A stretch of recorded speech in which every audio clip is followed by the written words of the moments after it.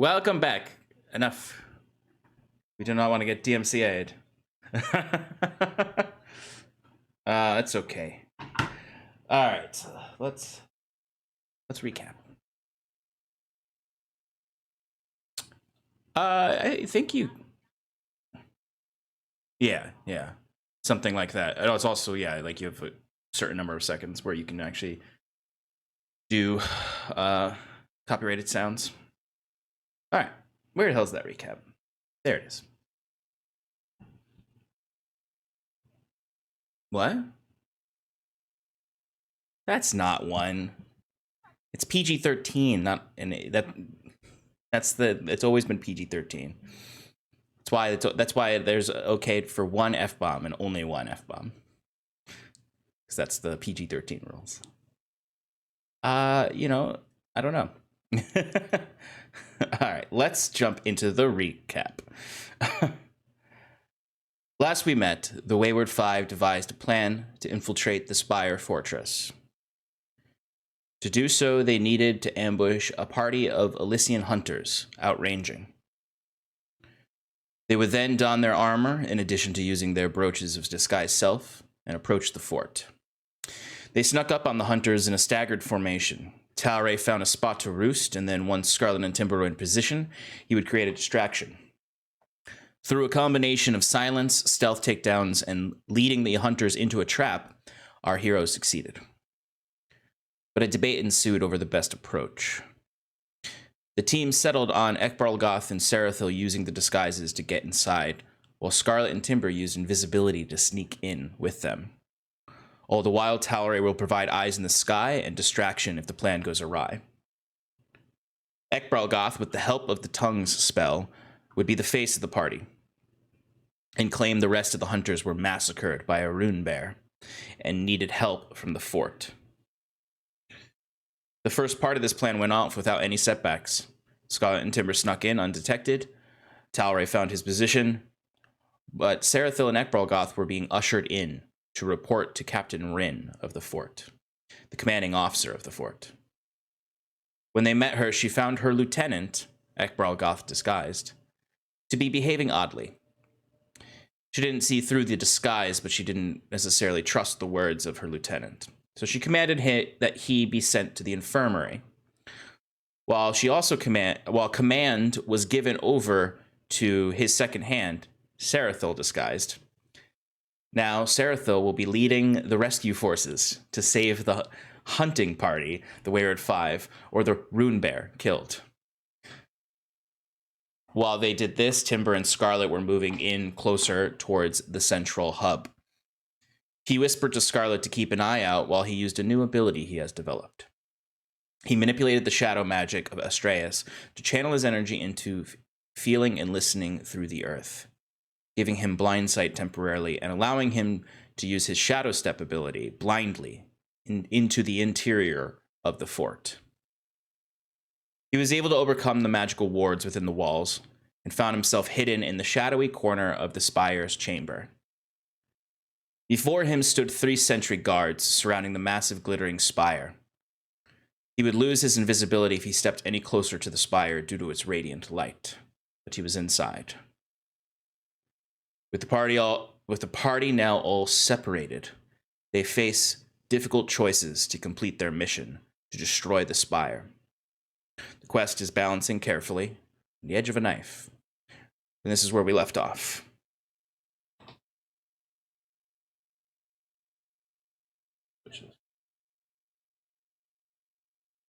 What did he do?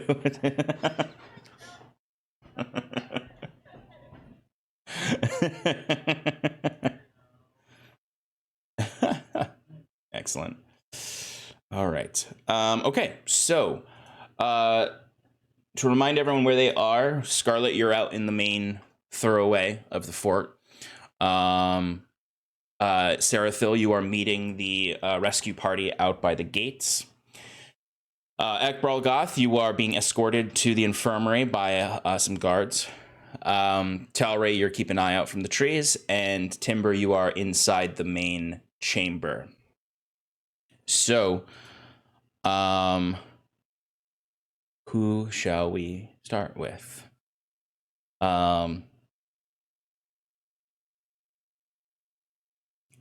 We'll go Ekbalgoth, and then we'll go Shannon. We'll go Scarlet after that. And then we'll check in with Timber.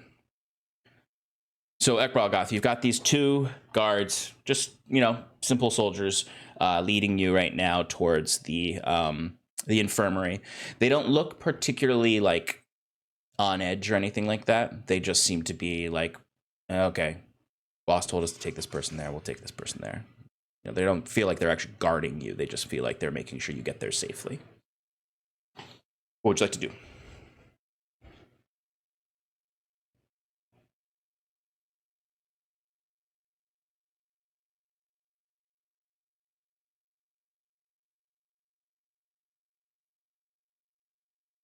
Okay.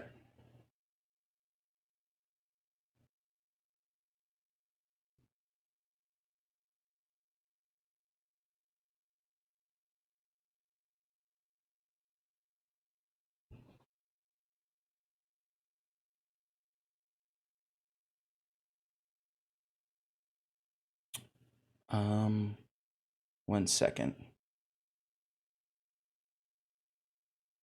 I did it again. Oops, you did it again. Yep. Okay, so they can hear you now. Different scenes all got messed up the same way, and I didn't change it universally. So I asked Ekbalgoth what he's doing, and he says that he's going to calmly go with the guards to the infirmary, and then when he gets up to the door, he's going to tell them that he's got it from here. The guards would look back at you and say, all right, well, we'll tell the boss what's going on, and if you, we may need to come back and check on you, but you should be good, right? Yes, of course. I don't know what came over. My apologies. He kind of shamefully almost will go to enter the infirmary. Okay. They very simply, they don't even walk, they don't leave right away. They kind of like any kind of like people who are on guard or station duty, they linger so they can just chill for a second, and you just see them chit-chatting with each other. But you go inside, and it is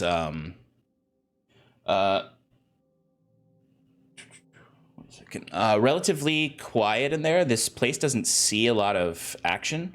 So you see just a Elysian elf. He is in a fairly simple robe that just sort of is kind of like buttoned off to the side, kind of has the overlapping button that goes to the side, kind of like a lab coat. And he is currently just at a desk reading a book. He's not working at all. There's empty beds all along the walls. There's one Elysian at the end who has like a cup of soup and is clearly like not injured, just has like a common cold. And the doctor is just sitting there reading and not really paying attention. Even when you walk in, he doesn't really pay you any mind at first.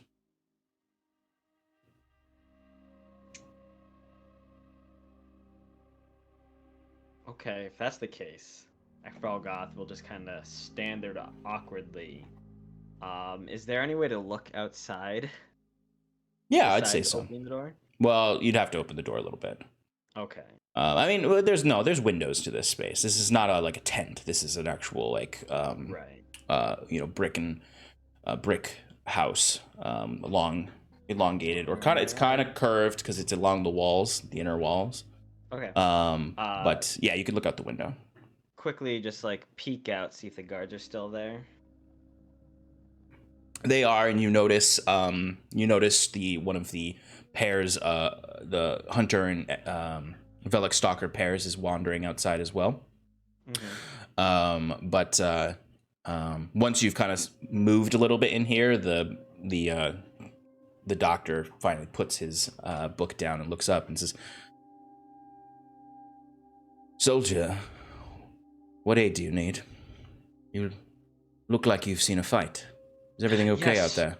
No, well, everything is okay for now, but our hunting party was assaulted by a Brockthruss. Oh dear, this Managed to far. maul some of my hunters, and we need some aid to go back out and see to those that were more wounded than myself. Well, it's unusual to see a brook thrust this far past the river. Not just Come here. Let me take a look at your wounds. Come, sit here. No. And you see he drags a stool over. No, you're insist. Bleeding. I insist on checking your wounds. And I have hunters that no longer have their limbs. I must see to their needs first. We're already gathering a party to go out. I need some supplies so that we can see to their needs. He stands up. He doesn't walk directly to you. He walks directly towards the window to look out where you were looking. He's Ekbralgoth doesn't know him, but he kind of looks like a young Curon before Curon aged dramatically. He's got a very smooth baby face, a very well kept braid in the back, very traditional Elysian look. And he steps past you and he peeks out the window, and you can see what he sees. He just sees the two guards kind of lax out there, people going to and fro. I'm gonna actually roll to see if he notices people gathering at the gate. Okay. He looks out and he does notice, and you would see this as well. You would see that there are soldiers moving towards the gate in a bit of a rush while others are not. And he looks out and he says, well, it does seem like there are plenty of soldiers gathering to go out. So you should stay. Sit, rest. Your wounds look grievous. We need some supplies, and I need to lead them back to my hunters. It was my party. I'm the one that allowed this to happen. Please, you must understand. I need to go back. I need to help my boys. Give me a deception check. Can I argue for a persuasion check because I'm trying to persuade him that I need to do this? Because I'm proficient in persuasion and not in deception. But you're lying. But you are telling a lie. Sure, but I'm trying to be persuasive in my. Must be a persuasive lie. Here's what I'll say. Roll a deception check. If you succeed on the deception check, you will then get a persuasion roll with advantage. All right, that is going to be a 13. Okay. You can now roll a persuasion roll, but with disadvantage. All right, cool.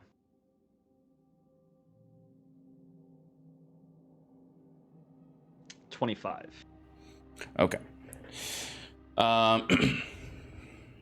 So there's is sort of a mixed bag in the results here, because you can clearly tell from his face that he is hesitant to believe you, but he at the very least believes that there is something going on that does require some attention. So he does step closer to you, clearly looking like he's going to try to examine you, while he says, let me examine you first, just for a moment, and then together we can bring the supplies out. As he's stepping forward to come up to you, what do you do?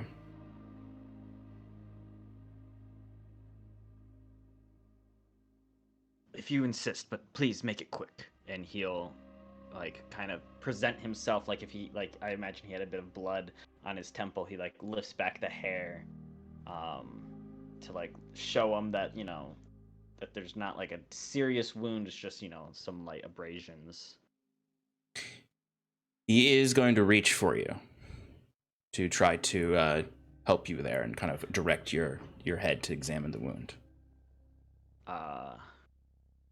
I am going to try to react, and before he can touch me, to not necessarily jerk back, but to give him what he wants based on how his hand is moving.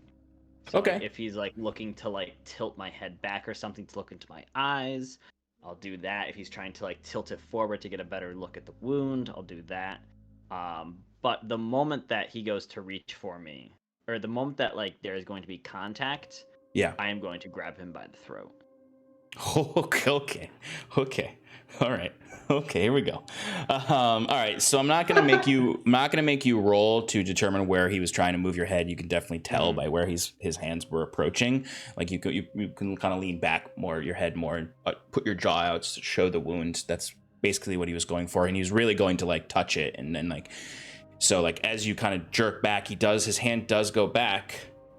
He is going to resume trying to reach for you, not necessarily as aggressively. He's probably just going to kind of like, he is going to still reach for you. So you can go for a throat grab. I'm going to say, let's do a grapple check. You have advantage. He has disadvantage because he's not expecting you to grab him. Okay. And so it begins. Dirty 20. Yeah, natural one. You grab this guy easy peasy. You grab him by the throat. He does kind of immediately go. And then he's going pull him in real close so that like my head is like right against his, and I imagine it's almost like breaking through the illusion so he can feel the hot flesh beneath the cold steel of my armor, and whisper, "That won't be necessary, Doctor. You just keep yourself nice and quiet. I'll leave you alone, and we can pretend nothing ever happened." Give me an intimidation check. Okay. And then just nod once if you understand. That's an 18. Okay. Are you positioning yourself to where your In back between, is yes. to the guy eating So soup? I imagine Okay. that they were on opposite ends of the room. Mm-hmm. Is how I understood it when you described it, because Yeah. that helps my They are, position a yes. lot That more. is exactly Okay, cool. how it would Yeah. have been. Yeah, Yeah, so the he would've guy walked at up to the me. soup is at the end of the long line of beds.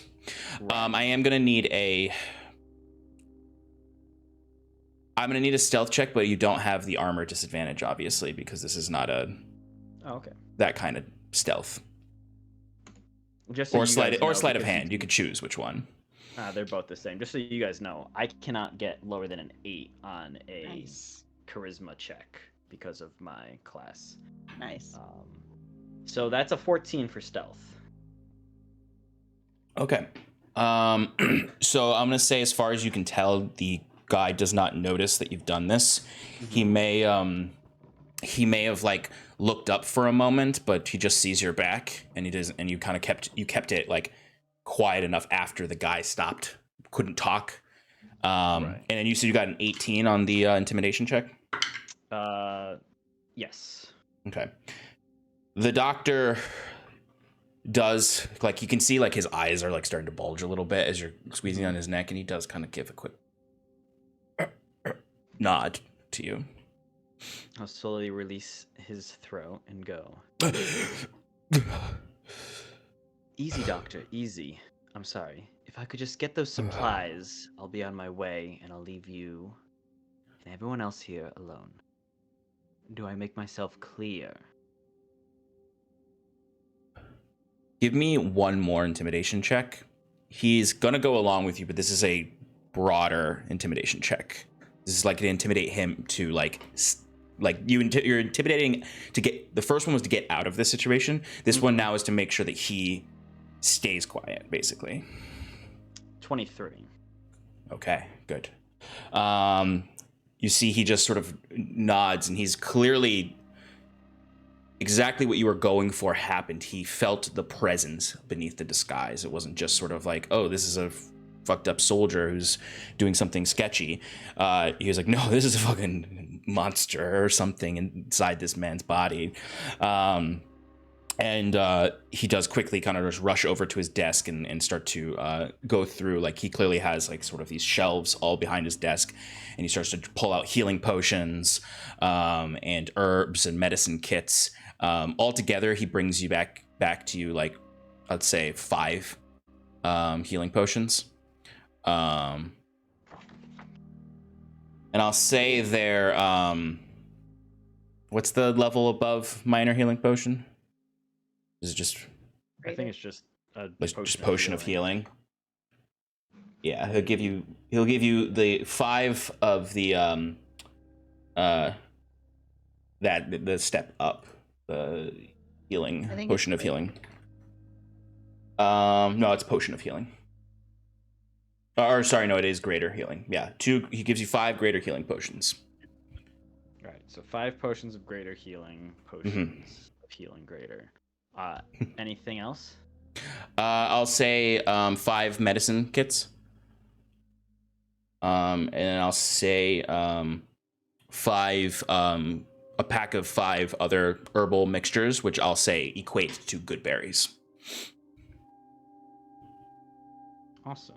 And just for the hell of it, I'll say he also gives you some like what was it? I was gonna say like potions of lesser restoration or something like that. Yeah, sure. Let's do. Yeah, I was gonna say like anti-toxin, but potion of lesser greater restoration would make more sense, and that would get rid of that as well. So yeah, 5 good berry equals herbs, 5 medicine kits, 5 greater healing potions, and 5 potions of lesser restoration. Nice. Good job, Ek. He'll give a little bow as he collects these goods, and resuming an Elysian voice, he goes, "Queen Ayla thanks you for your service, of course." What are you doing with these things? He leans in a little and he goes, "I'm helping out the greater good." And comes back. And then he turns and he starts to walk out the door, and he just gives a little wave to the soldier drinking soup and goes, "Feel better." Thanks, Omathor. And he just continues to sip as the doctor, you could hear him just sort of like drop into his seat, and he's just, if you look back at all, you just see him kind of shaking there. Like he has no idea. Like he doesn't even understand like what you're actually even doing. Like he's so completely lost and scared in that moment. And as soon as you walk out the door, you hear him rush up to the door and lock it. The 2 guards in the front have already left at this point. That was Nice job. that was very, very close. Nice. That second intimidation roll was pretty vital. Honestly, when you said you grab his neck, I was like, oh, you're just gonna kill him, and then you're gonna have to kill this other guy, and we'll see how that happens. Yep. See If I failed one of those checks, yeah. True. That makes sense. Yeah, you really would kind of. I already thought it all through. I was gonna throw my sword at the other guy. It would have been great. Oh, just like Cal. Look at you with a plan. Just like Cal. Yeah, I imagine you would have I really imagine you probably would have tried to strangle that guy to death right away. Literally just crushes. Yeah. And then you'd have a moment. Okay, yeah, I can see how that could have worked. Would have been very precarious, but but right now you have a intimidated doctor in there and a completely bewildered, sick Elysian. Who didn't even seem that sick when he was talking to you. He was probably faking to get out of drills or his patrol. Okay, good job. Thanks. We will now go over to Scarlet. You are invisible. You are standing underneath the giant statue of Queen Ayla. Timber has just, as far as you can tell, disappeared because you heard his voice, and then when you asked him follow-up questions, there was no response. And his last command to you, I believe, was keep an eye out for me. What do you want to do? All right. First question. I know that Timber can blink, right? Actually, that was more of a statement, but yes, it's all right. Yes, you do.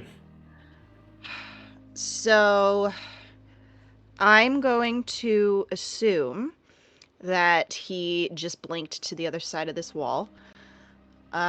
You do not know that he can do that. You only know that he can blink to places he can see. Well, there goes all crap. You can assume he blinked up to the top of the wall or something like that, but not through the wall. You've never seen him do that before.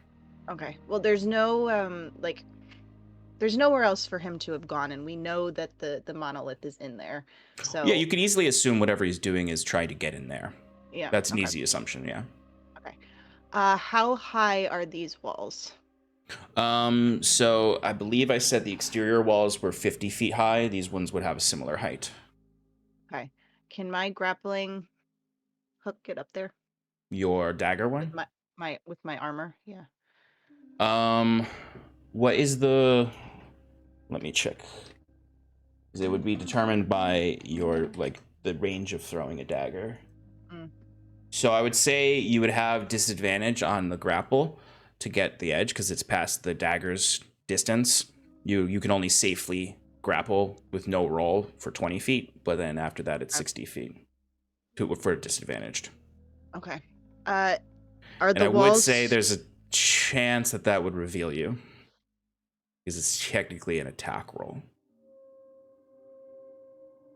Even if I do it gently? Even if you do it gently, it's an action. All right. I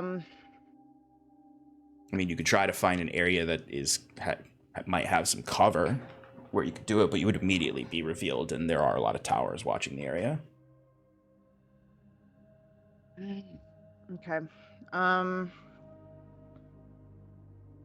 You could continue on the route that you and Timber were originally doing towards the gatehouse, but I don't know there's a magic wall over there. you don't know that. So are there any, like, I don't think so, but just for my visual, so when you would describe the outside of where I am right now, you said everything was open air, but that doesn't mean that there's like an archway you can just walk through into the monolith, right?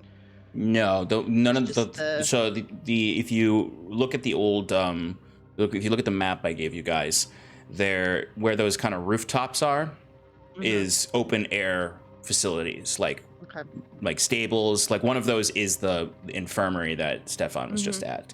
And then you have, a kitchen, you have the butcher, you have everything that the supplies they need are all in those open air shops there. They have canopy rooftops, but they're open air, but they go up to the back of the wall and you can see the wall itself is just the pentagon. You could try climbing areas because there are, plenty of those rooftops are fairly high. They do go up against the wall. They probably go up. Some of them, the tallest ones, go up about halfway. That was my The next statue thought. of Ayla is higher than the walls. Okay. I'm pretty dexterous. I'm very dexterous. All right.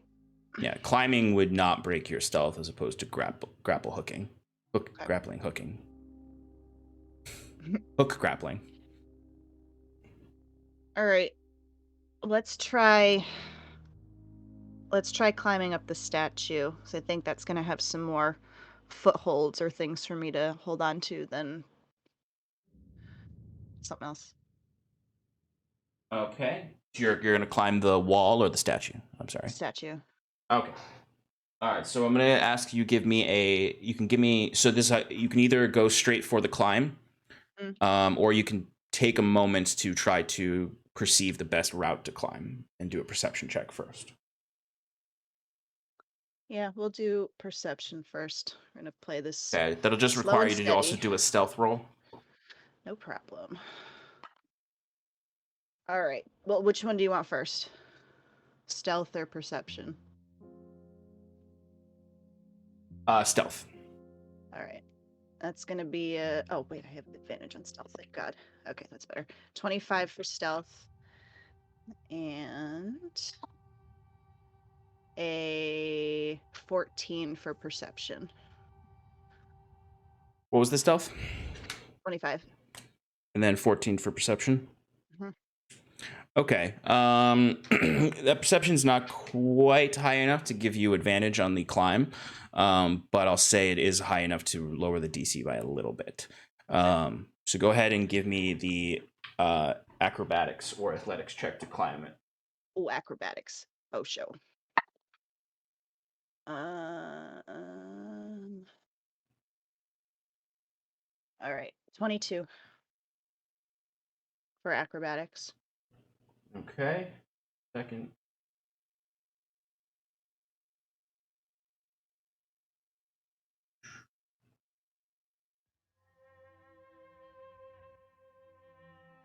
$22. Okay. So you start to climb up, and it's just gonna take you a little while to climb up. Just with that lower perception roll, you have to like. There's moments where you're just like holding on and like just using your core strength and finger muscles to not fall as you're looking for the next place you can get. There's actually moments where you have to leap and jump on and grab onto like Queen Ayla's foot, and slowly but surely over a bit of time, I'll say, you do get up to the base of the dais where the statue is, which is about 3/4 of the way up. So you have a choice here. You can try to climb the wall up the rest of the 15 or so feet, or you can try climbing the statue and jumping to the wall. Because it's slightly separated from the wall, so either way, you're going to have to kind of try to maneuver up a bit more. Okay. Like at this base, you have like you can just kind of slowly like put your foot out and fall into the wall and climb up, or you can climb up the statue and do a leap from the top. Doesn't my armor, like, don't I have, like, I was able to walk on ceilings. So am I able to stick onto... Well, that was that yeah, because that was because of the dagger. Like, you have to activate the dagger to be able to do that. All right. Are the walls smooth, like super smooth, or are there, like, stones jutting out that I could potentially climb? So this is a very old fortress, so there are kind of weatherings and whatnot that you can climb up, very similar to the base that you just climbed up. So it is climbable. It's just not going to be an easy climb, and it's going to take a little while. It would be quicker to climb the statue and jump across, but it's a little bit more dangerous. All right. We'll continue with the statue, and then we'll jump across and see how that goes. Go ahead and give me a athletics or acrobatics check to climb, and then you'll do another acrobatics check to jump. All right. First acrobatics is 22. 22. Okay. Yeah, you get up to the top of the statue. It doesn't take as long because there are like grooves and whatnot you can climb up, but it is a fairly smooth statue at certain points. So you do have to kind of maneuver at certain points, but you do get to the top, and you're kind of holding on and hanging off of like Ayla's arms, and like with your foot up against her robes, like just like it's precarious. Nobody you'll have one chance. You'll have one chance to jump across, otherwise you're gonna fall. Okay. But before Sean, am I noticing this from my vantage? I'm invisible. She's invisible right now, so I would say you are not noticing this particularly. You would be able to see this for sure if she wasn't invisible. But unfortunately, she's invisible, yeah. And unfortunately, she's not in the group chat. Yeah, that's the only reason why I wanted to say it. Yeah. Frickin' group chat. All right. Don't get your mind poisoned by a alien thing. Between the two, I prefer the current option. That is gonna be a 33. Oh, okay. All right, Miss Acrobatic. Yeah, you're able to leap across the crenellation and land on the inner wall. You would kind of like land there. I do need you to give me a stealth check here because there are guards on this wall, and you are landing on the ground here. This is to make sure that you land quietly. 22. Okay. Is Pass Without a Trace still up, and am I within 30 feet? You are. Of Timber? It is. It is. It would still be up because you cast it before going in, right, Timber? It was like right before we went in, I think. Or maybe he did. I don't know if you did because you guys don't. I don't know if you needed it. I don't think Pass Without a Trace was ever cast. No. No, because he used it for the sneaking up on the hunters. Yeah, but I didn't recast it. All right, that's what I'm thinking of then. Okay, then never mind. So 22. Sorry. 22 stealth. Okay. Yep. So first of all, let me describe what you see up here. And actually, before we continue with the action, we're going to go cut to timber because it's going to determine. Actually, we're going to cut to timber now because it's going to determine if you see anything happening down below, because you are looking at the monolith right now. Like, it's like you can see it. Like, you could feasibly jump onto the monolith from this spot, but I'll wait. Okay. Or actually, no, we're going to check in with Sarathil and then we'll do timber.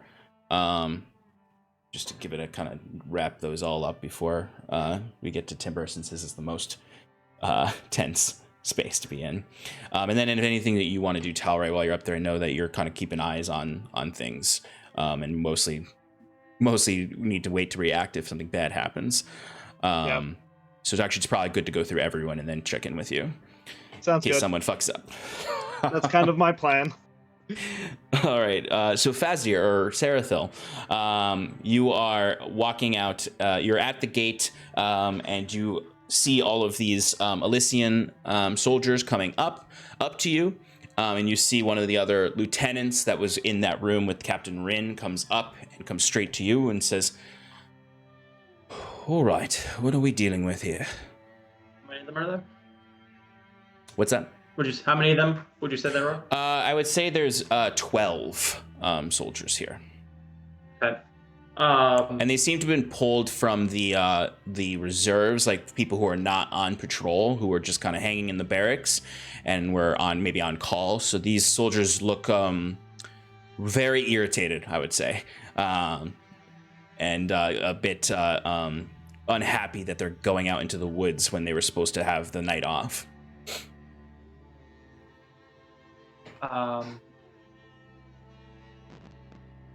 Soldiers were on a rescue mission right now. During our hunting party, we were ambushed by a rune bear. Just myself and what was Ekbragad's fake alias? Amathor. Amathor. Myself and Amathor able to get by the skin of our teeth. We need to save them. I shall lead the way.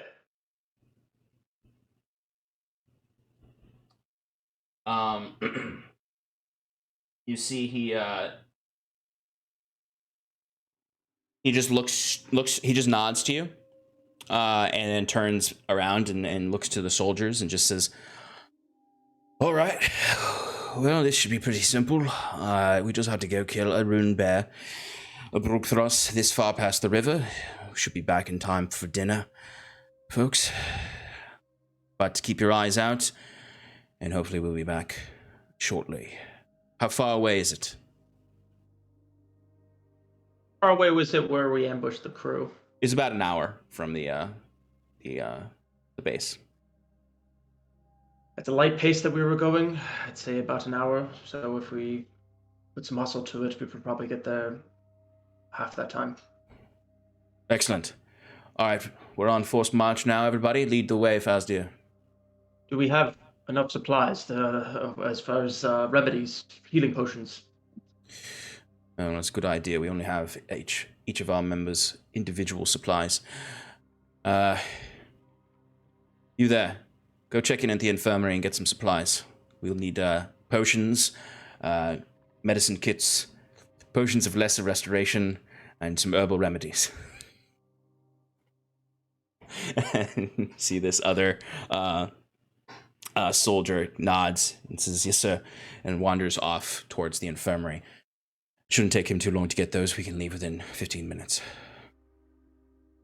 Now, this rune bear you talk of, can you tell us more about it? Where did it come from? What sort of attack? Was it rabid, savage, or was it just protecting its territory? Well, the captain seemed that there was something off, and with Amathor. Oh, fuck, I'm sorry. Amathor. Sarathil would remember. He's a smart Yeah, I know. I'm just Michael's just an idiot. Amathor. The captain saw something, and I've noticed something was off. He's in the infirmary now to be checked on. The rune bear, there was something. Oh, well. It wasn't normal. It wasn't normal at all. I mean, Do you suspect some kind of magical interferences? If so, then we might be dealing with a mage, which is not which is a much more serious situation than a rune bear wandering past the river. There's rarely archons this far south. I'm fully aware. I'm trying to recollect. It just happened so quickly. Well, perhaps that I should go question your companion. He might know. Yes, and see if he's okay. See if he's all right. All right, then.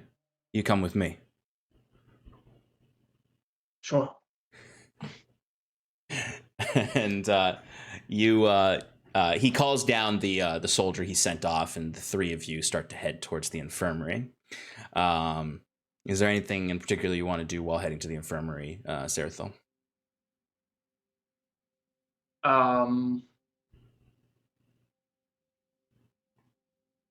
Did I see? Oh, no, they were already invisible. So, no, I'll just head to the infirmary. Okay. I would say you would be arriving at the infirmary just about the time that Ekbalgoth is leaving the infirmary. And you would see him stepping out and walking out into the streets. Do you do anything? Or Ekbalgoth, you would also notice Fazdir or Sarathil coming over with this lieutenant.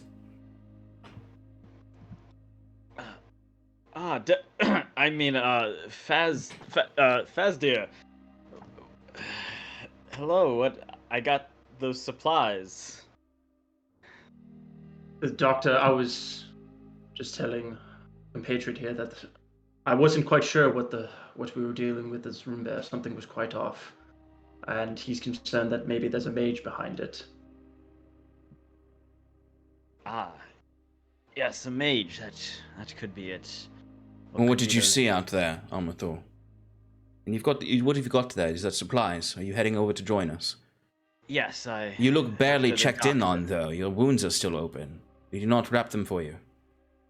Or heal them. I wanted to go out with the party to find my men that I'm responsible for. I procured these supplies from the doctor. He said I was okay. So I thought to join you all. Here. And he unloads the supplies to the soldier that was with us. Sarathil will jump in. He's like, we have about 12 men. I want to see if do you think that was enough to go and take on the foe? Now that we know what we're dealing with, We're aware. I think that should be good. Whether it's a mage or not, it could be those dastardly druids. What I need to know is your evidence of this wizard or mage here, because this is a much more serious situation. If there are threats out there that are not the wilds, we will need to shut down the facility, lock our gates, put more men on arms, because if there's one wizard out there, there's maybe two, and they can do terrible things. We'll not have these gates blown open because we think we're looking for a rune bear when there's a powerful mage that can control a rune bear. What would a Magi's control of a rune bear look like? What did you see? I saw an enraged beast tear through my hunting party. Now, it didn't linger, didn't stop to eat, it simply came in and left. I don't know what that means. We were able to get out of there to come get help. We noticed nothing else. The stalkers did not notice anything else.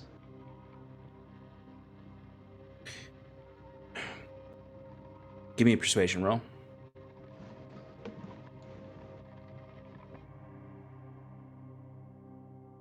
22. Okay. Do some insight. He is not very insightful. Okay. All right, so he does kind of give you a furtive stare for a few moments, and he's kind of narrowing his eyes. He's not like trying to see through you or anything. He's just sort of trying to measure your, in his mind, your reliability. Mm-hmm. I do respect your desire to save your soldiers, your hunters. But I believe that you and Feysidian, when we do engage, should stay behind and do not enter the fray. You're too injured. But you can come with us if you wish. But if you start to slow us down at all, then I will return you. I'll send you back.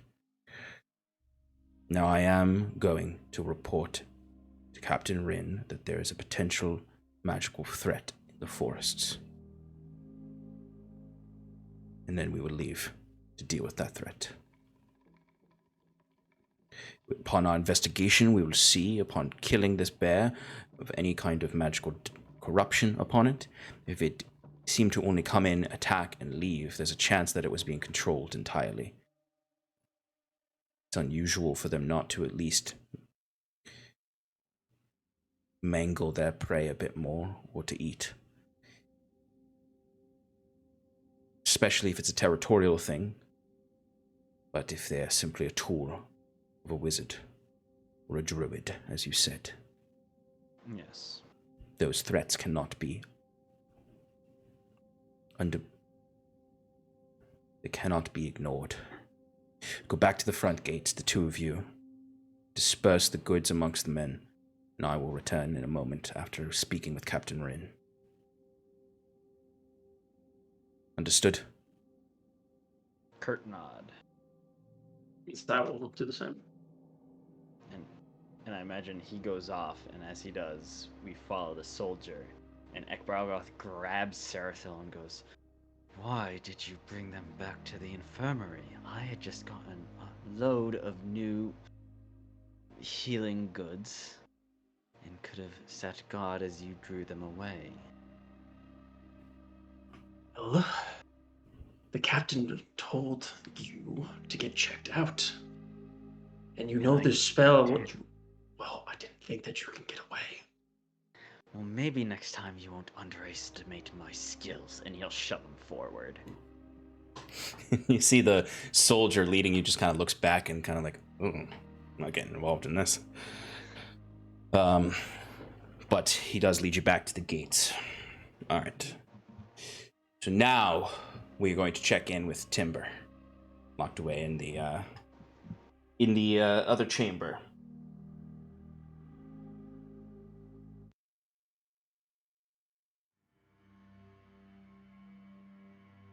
Timber.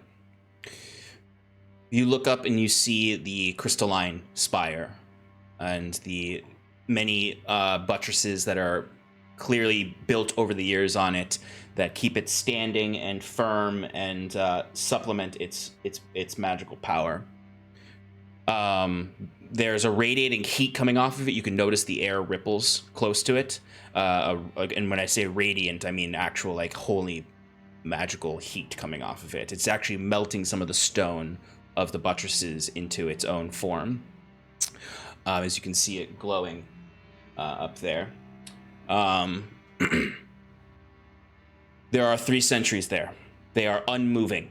They look as if they are statues, truthfully, at first. Like, I mean perfectly still. And their armor is heavy to the point when you are unsure if they are statues or not. It actually looks like they might be stone. That are positioned in 3 spots. The position you're facing, you can see 2 of them, and then you can just sort of see the back of the other one on the other side of the spire. The air is sort of inundated with power here that you can feel. The only time you've felt this type of power concentrated is when you were in the lay sanctum with Reyna before it exploded. If you take any steps deeper into the chamber, the light of this will reveal you. What do you want to do? I want to cry at the situation you put me in. It's a free action to cry. Okay, all right, cool. So I cry. No, so I'm gonna immediately, once I get in, give everyone an update of where I am, what I'm trying to do, and get in and out. Look, there's 3 sentries inside here. I don't know if I can get to the base of this. I need some way to get these sentries away, or lure, or create more darkness. And leave it at that. Just keep doing what you're doing, and I'll just wait patiently and see if I can make an attempt. If I'm going to make an attempt, I will notify you guys so that we can get out. The three of you can respond to this. Akralgoth will respond. Well, in all his wonderful insight, the dead man may have caused some issue as long as the captain of this garrison does not see fit to put us into lockdown due to the potential of magi controlling the what's it called? Distraction that we were to have outside the walls. If I remember correctly, you were the one that mentioned the damn druids. Well, he was already thought that there might be magi. I just doesn't matter. I was hoping to have your assistants as well lead this group outside so we can take care of them to reduce their numbers even further.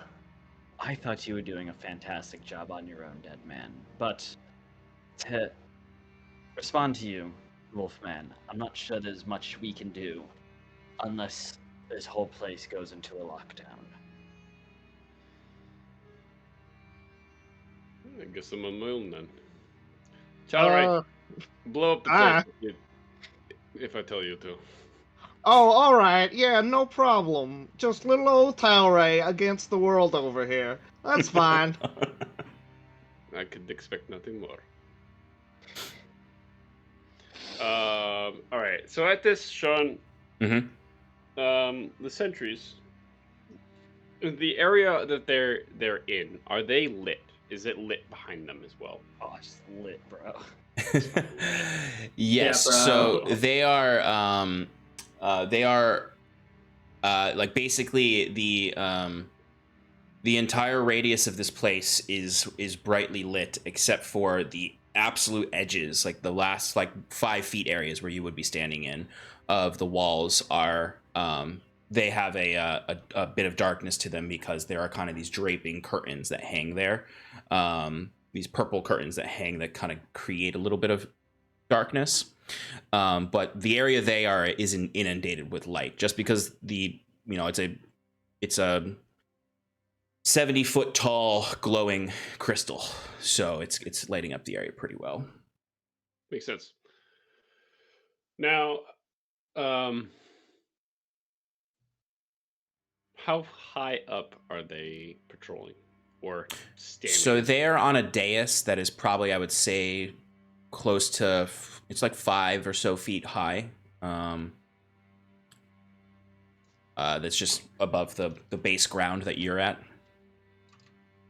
So I mean, if there would be like really, really, really tight spaces on that against that dais that are like a strip of shadow, because there's just sort of that, angle that the light is hitting on the dais itself. But it's like the kind of thing where you'd be like up against the wall, like sideways to stay invisible. Or crouch down, really. You could probably Sean, crouch. I can be completely honest. I don't know what a dais is. A dais is just like a platform, a platform. So it's just a okay. Is it jutting out from like so if this is the vertical structure, is it jutting out? Oh, like jutting out a bit more. Kind of like a balcony, or is it kind of like a balcony, or no? Or No. I would say it's flat. It's more like a stage, a circular stage. Thank you. Okay, appreciate that. Okay. Yeah, I mean, honestly, it looks exactly the way it does in the battle map there, where there's that raised area that it's on. Now, this place is open air, right, to the ceiling. Yes, correct. Or there's no ceiling except for maybe the dais. Is there like above like the outer perimeter of the wall? There's sort of a little bit of a overhang on the outer perimeter of the wall that's just creating that shadow that you're in right now. Okay. And it has curtains that hang down, which is the only reason why there is like dark enough shadow here is because it's basically like you have the wall behind you, and then 5 feet in is all shadow because there are curtains hanging from the ceiling or the lip of the wall, curtains hanging down. Okay. Question now is, in their dais, are there any windows or some way to let light in? Good question. I would say no. There are no windows. It's just the open air that the spire juts out from. Yeah, these walls are thinner than the outer walls, so they don't have like an interior. They're just curtain walls. Okay. All right. I'm gonna do something stupid. Not stupid. It's not stupid. Uneducated. Maybe uneducated.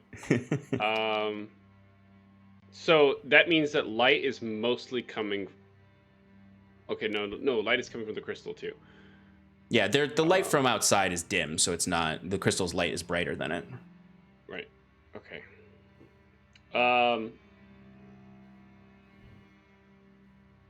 What I'm gonna do is cast levitation on myself. I mean, I'm staying still. Yeah. I'm gonna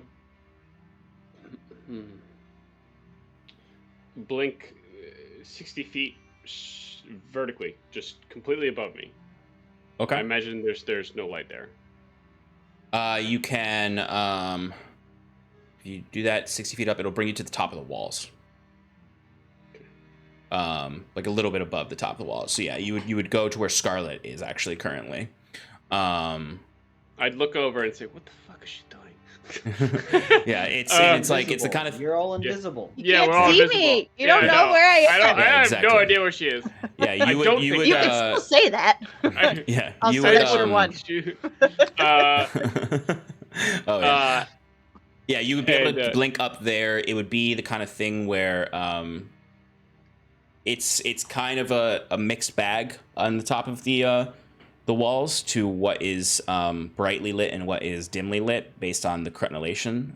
So you would be like you would have to stay. I would say you would have to stay prone to stay invisible on the top of the walls. Okay. Well, I have levitation going, so. Oh, okay. So you're just trying to get floating. high enough that you're not in the light of it. Okay. Right. All right. If I can, that's the question. Yeah. If I can't, then don't. So don't worry about it. I would say. The question is, can I? Sorry. That's a good question. Let me look at my diagram. I would say there's probably Light. Is it like peek inwards? so actually now that I'm thinking about it, to answer your other question about windows. Yep. There are windows actually. There's only 2 windows that you see because there are 2 towers on the walls. So if you look at the overhead that I sent you guys, there's on the left and right are towers. These are same as the other towers where they have a probably guards in them, but they have windows. And looking in, it's fairly dim inside there right now. Okay. So are the windows near any of the sentries?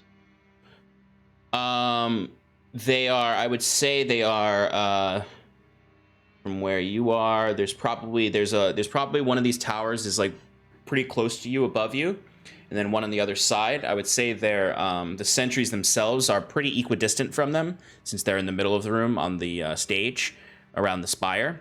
They're probably the tower right above you is closer to you. You can't see the tower right above you because of the curtains and whatnot. You can only see the tower across from you.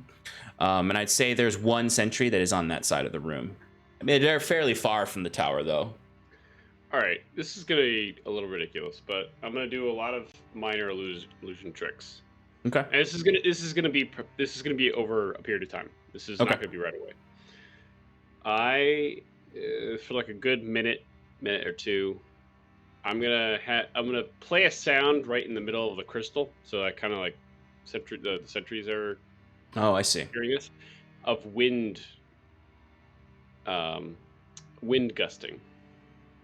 Okay. And I'm gonna do this for like a bit of time. So at the beginning, it's gonna crescendo or not crescendo, but like get louder over time, more Yeah, apparent. that's right. And yeah, and then at the very end, after a minute or two, I'm gonna snuff out one of the lights with the sphere, the torches in one of the areas that is closest to me. Oh, okay, I see. Yeah. While this is happening, just keep in mind that like if I see the guards or anything go on high alert, or if a bellow's rung or anything like that, that's when I want to start doing stuff. Absolutely. I need two things from anybody at this point. So I need two people to roll D100s and give me high or low calls. Someone else can do. I'll do one. I'll do one. Okay, so we'll do Scarlet first, or Shannon's D100. High or low? I'm gonna go high. High, okay. 24. 24, okay. And now Clayton, high or low? If it don't work, keep doing it. I pick high.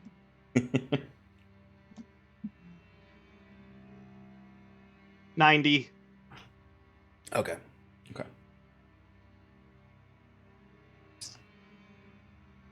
Okay, so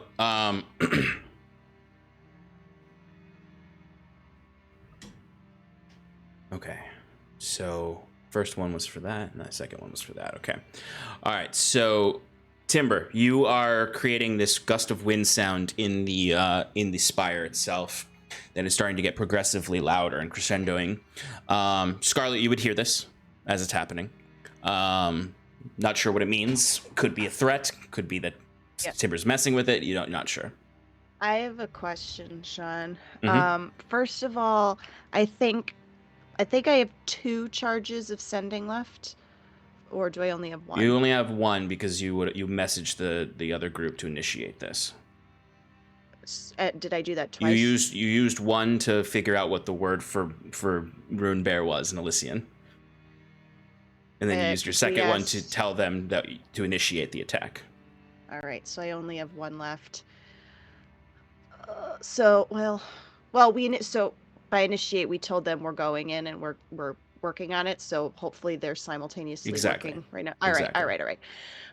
So then, if I were to use my last charge, to cast sending to Timber, is that going to break my invisibility? Because it is a spell, but it's part of my tattoo. I would say yes, it does.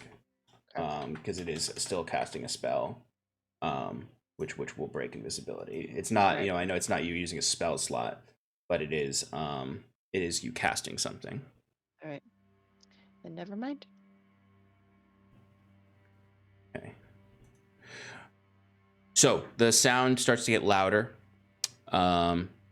Timber, you would notice as the sound gets louder, these sentries do react. It almost looks as though these sentries are activated once they hear the sound. And you can see they do start to move, and you do kind of hear them kind of like, they are made of stone. Or at least their exterior is stone, as you see the stone all starts to break apart and fall off of them. As you can see Elysians underneath, who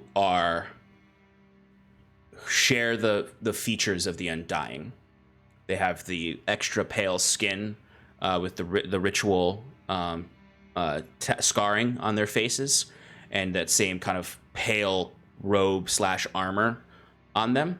And they each have glaives and a shield, and they kind of just step out. You can see one of them doesn't have a glaive and a shield.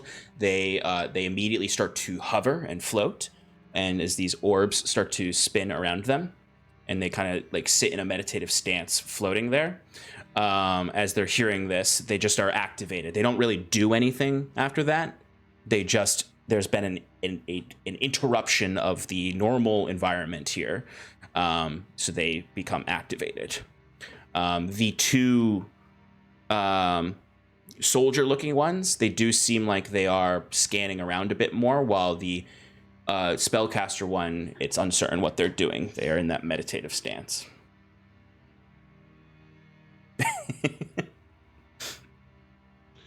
I shit my pants a little bit.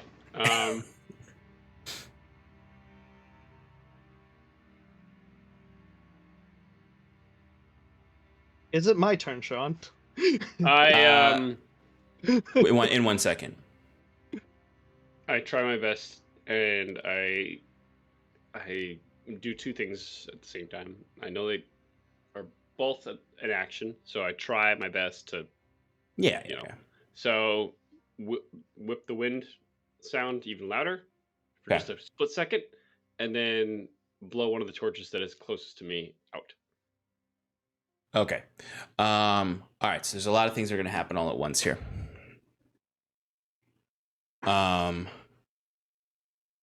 One, the lieutenant comes back to you two and says, Captain Rin wants us to investigate.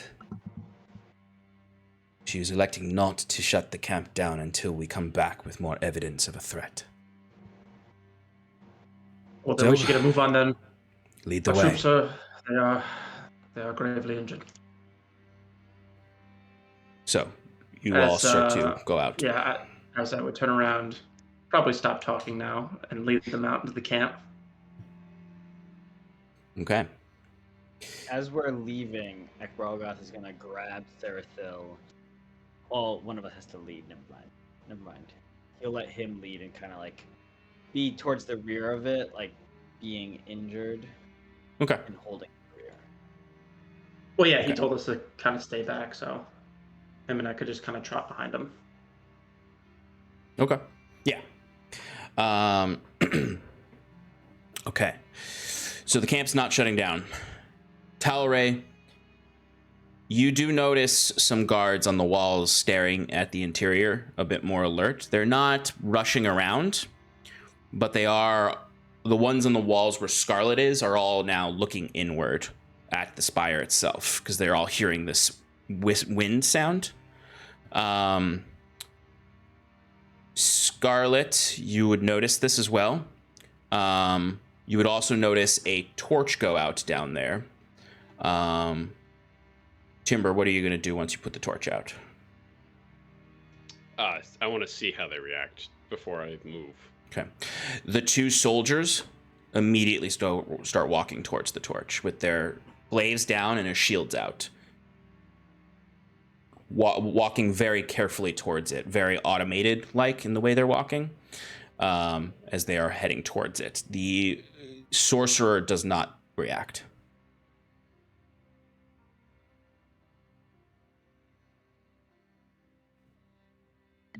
Sorry, I think I missed the description. There's 2 soldiers and 1 sorcerer in here. Yes. Yeah, if you look at the battle map, you can see that they are represented there. And those 2 soldiers are walking towards the torches one of those torches that was put out by Timber. Okay. And the sorcerer you can see in the middle floating there.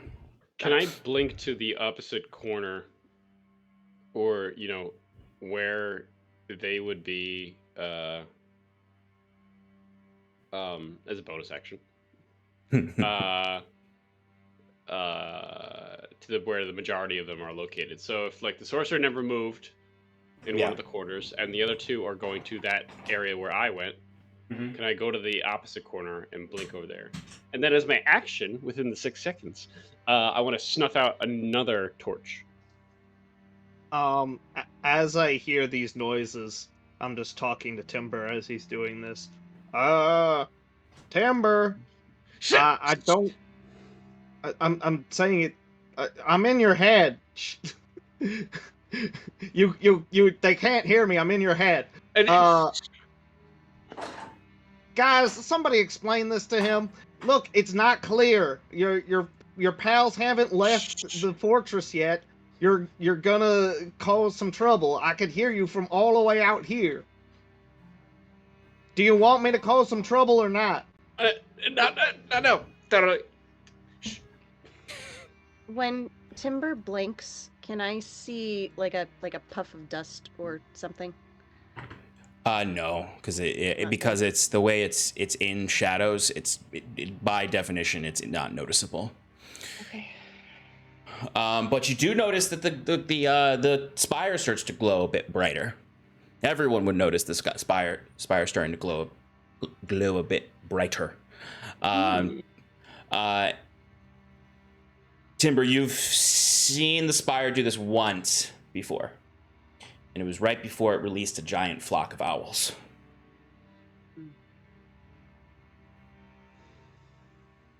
And you would have just explained that to everyone as well, I believe, that is something that it does. So Scarlet, you would also notice that and know what it means, that there's a flock of magical owls that are about to be released. I'm gonna tell everybody and just go invisible and just stay still. Oh my god, that's so creepy. It's so cool.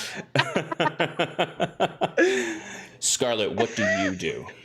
Oh god. I don't know anything that's happening other than what I'm seeing right in front of me. Unfortunately, that is a side effect of your mind blank. I know. I don't want to do anything. You do have your one sending. Yeah, but if I do that, it breaks invisibility. Oh, that's right. I don't want to do that.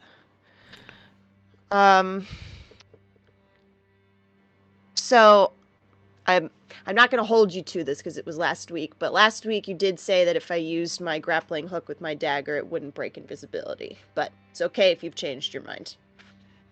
This whole time, did you go back and watch the VOD for that? No, I remember. Okay. All right. Well, it's okay. You already ruled, but I just wanted to put that out there. Yeah.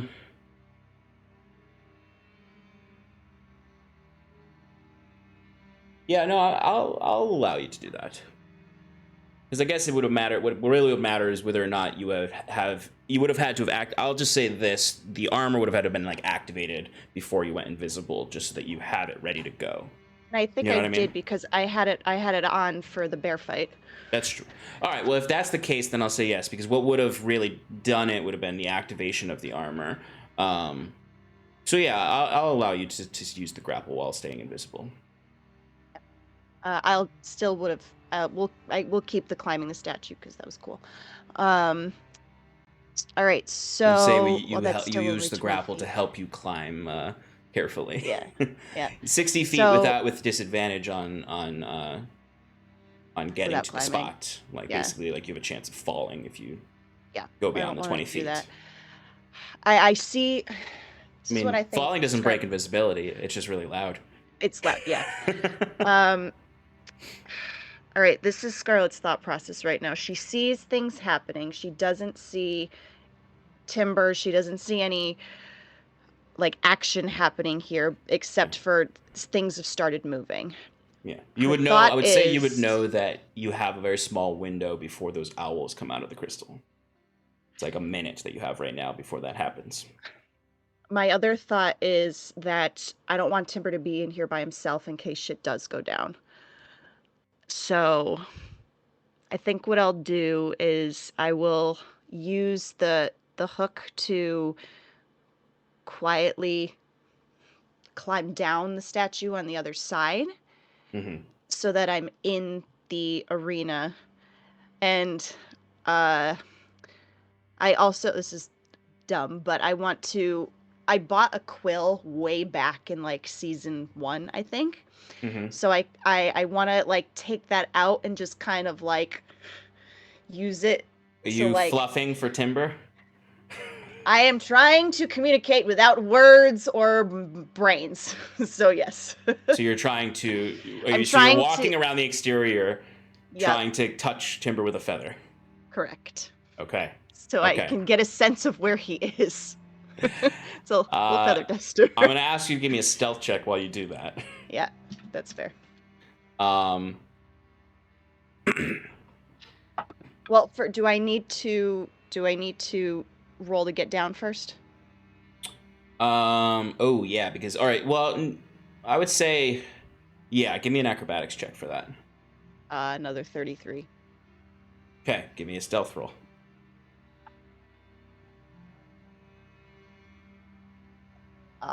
One less than my maximum, so 15 plus 19 is gonna be 34. 34. Okay. If only Curon was standing guard over this. I am. I have such high perception. Are you kidding me? Yes, but you're in a tree like 100 feet outside of this place. Okay. Sharpshooter. Sharpshooter doesn't give you 4-dimensional sight. Yeah. Okay. I would say eventually you would bump into Timber because you guys are in a pretty tight space. The guards did move to the other torch, Timber. And once they've kind of looked around, they are going to start looking throughout this area the two of you are in. Is Timber where still he is on the map? No, he's on the other side. He's on the other side. All right, cool. So I would say eventually you two would meet up. I'm perfectly still, but I'm still harassing Timber. Y'all almost done playing Marco Polo in there? What's happening?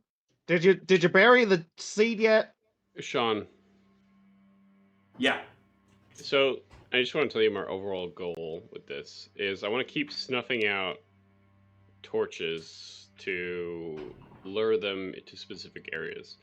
When I get the 3 of them on one side of the tree, I'm going to blink to the other side of the tree, run up to it, and do all I can to quickly plant the seed. Then get the hell out of there. Yeah, that makes a lot of sense. But before you do that, would we have bumped into each other before we do that? Before you do that, you need to be feathered. You get feathered. I'll say, Timber, you're sitting there terrified, and suddenly a feather tickles your elbow. The fuck? It's me. What are you doing here? You shouldn't be alone. I'm fine. Get out of here. I'm going to plant the thing. Do you want me to do it? No, get out of here. Scarlet is actually invisible. Yeah. So I wouldn't be seen if it were still light. I'm not leaving you by yourself. I'm fine. Great. I'm not leaving you. Well, get out of here in 10 minutes then. I'm leaving when you leave. When that sentry people find you, you do not understand. You do see the 2 sentries now have taken opposite sides of the room and are doing the full circle on the edge, and they're gonna come back together and then go back. Gonna get caught. You're gonna get caught. Get out of here. I'm invisible. They can't see me. Bye, Scarlet. And you see their glaives start to glow. Their moon blade glaives. Where? Okay, so they're where they are right now, right? There's one, they're basically from where those torches are, they're doing a round. They're patrolling the little curtained area you guys are in. Since this is the only space that's separate from the main atrium of this area, they're investigating because someone snuffed these torches, and the only place they could be are in these curtains. Do I know that Timber will be seen if he goes into light? Yes, you know that his invisibility is darkness based. All right. Because also the sorceress is not moving. She's not moving. It almost seems like she's probably the one who summoned these owls to start investigating, and she's channeling the owls and is probably paying attention to that. As you have very few seconds before the owls start to come out. All right, Timber, give it to me. You're not thinking clearly. Give it to me. I'll run in, I'll plant it, and we can get out. Now! Oh, I thought you were frozen until you blinked. I know, I did. Timber's gone. Timber's gone. He Oh, blinked you're to the talking to- side. Okay, so the other side where they have walked away from. Yeah, right when you said they're coming to us, and I said, "Get out!" Okay. That's when he would have blinked. To the and other I side would have where known the you torches blinked, were so I'm just originally. whispering angrily to the to the void. air. The air. Okay, Oh boy. so you all watch as there's sort of this vortex that starts to glow around the crystal, and then dozens and dozens and dozens of spectral owls shoot out and begin to flutter in a tornado around this room and out up the ceiling. Talray, everyone, all of you would see this happen, even those of you who have walked into the forest. As you can see, these spectral owls are starting to do their own scan. You can presume that this is a scan that can see things that are invisible or detect magic. Because Well, these are that not. can't be good. They are flocking in the room. Some of them are staying in the room. Not a lot of them. Sort of like anytime you see things flocking and then some of them just rest on like anything that they can rest on. That's what's happening for now. It seems like they might be scanning this room and they're going to move onward up and through the facility in a moment. Timber, as soon as these owls appear, you then see the sorceress's eyes open.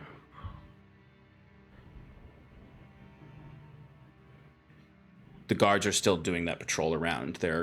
One of them is heading directly towards Scarlet.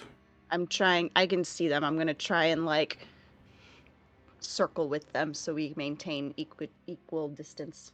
Okay, there would be an awkward moment where they would meet, and you would just like be against the wall between them. So I will need you to give me a stealth check. Another one. Sean, what is the location of Sarathil and Ekbarlgoth at this point? You would have seen them just leave the forest line and have entered the forest with the soldiers they're going with. And once they've Okay. entered the forest, you kind of don't have eyes on them anymore. Right, but it hasn't been very long, right? Like, if I were to make a loud No. noise, they might hear it.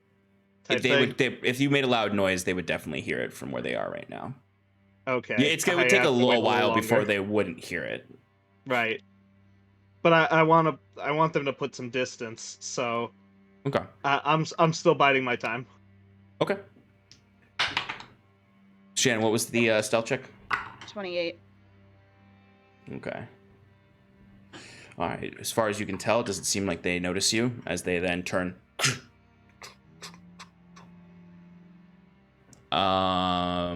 Timber, what are you doing?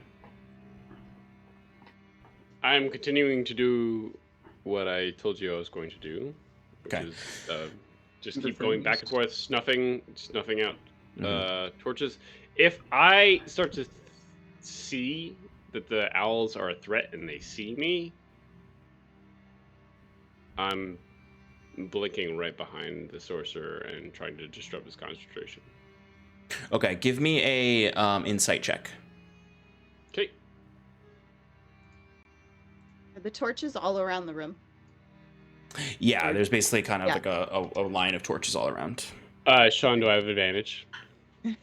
Why would you have advantage? What's your proposition here for advantage? So He rolled bad. because I know it's definitely not that. It's instead what it is that Timber is just hypersensitive to the situation, and he's been assessing it for a while.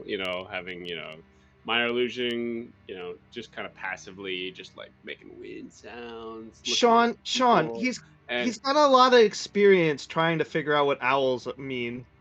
That is true.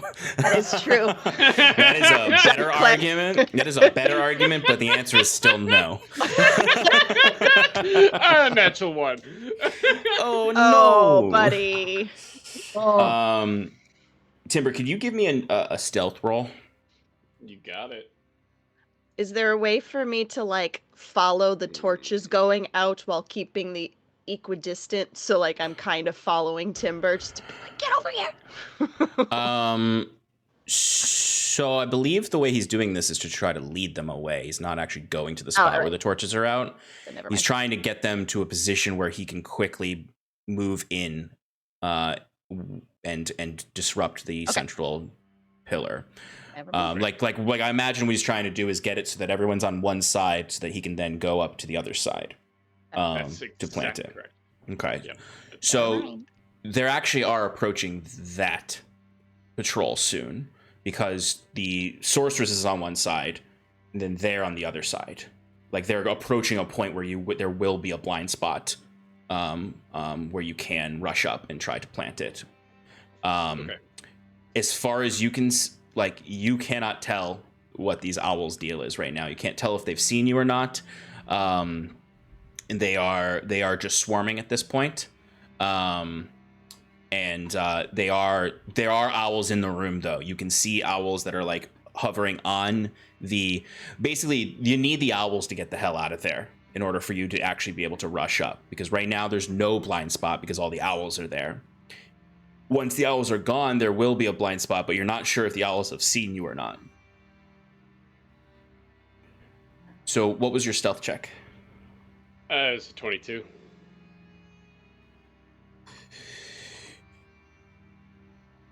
Not good. Oh, Yeah. no.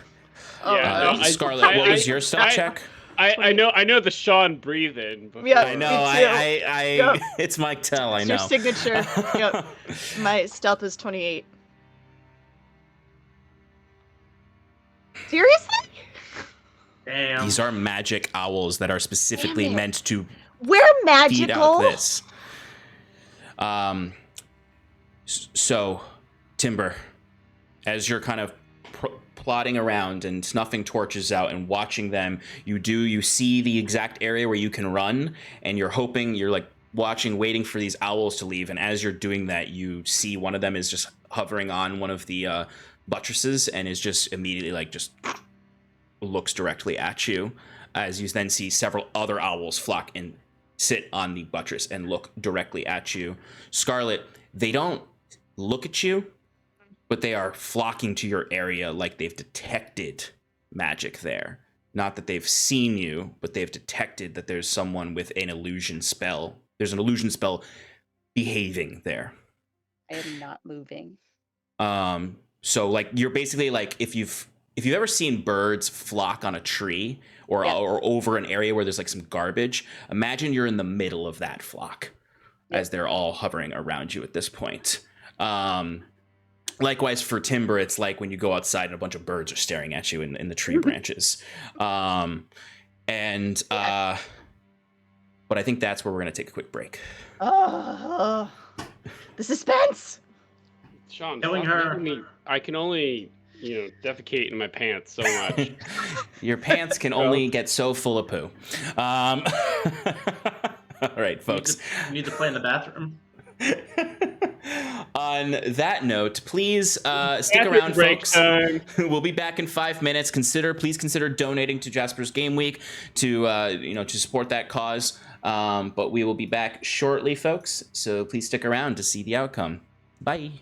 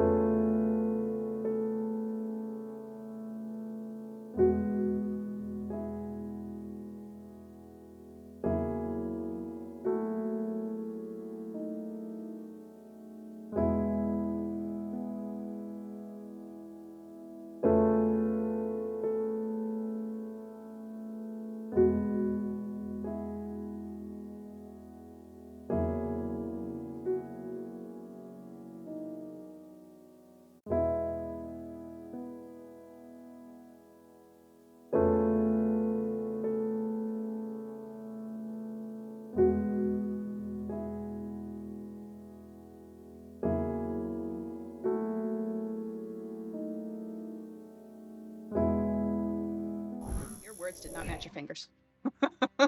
Welcome back, everybody, to Advantage in Paradise. Our heroes have done some work.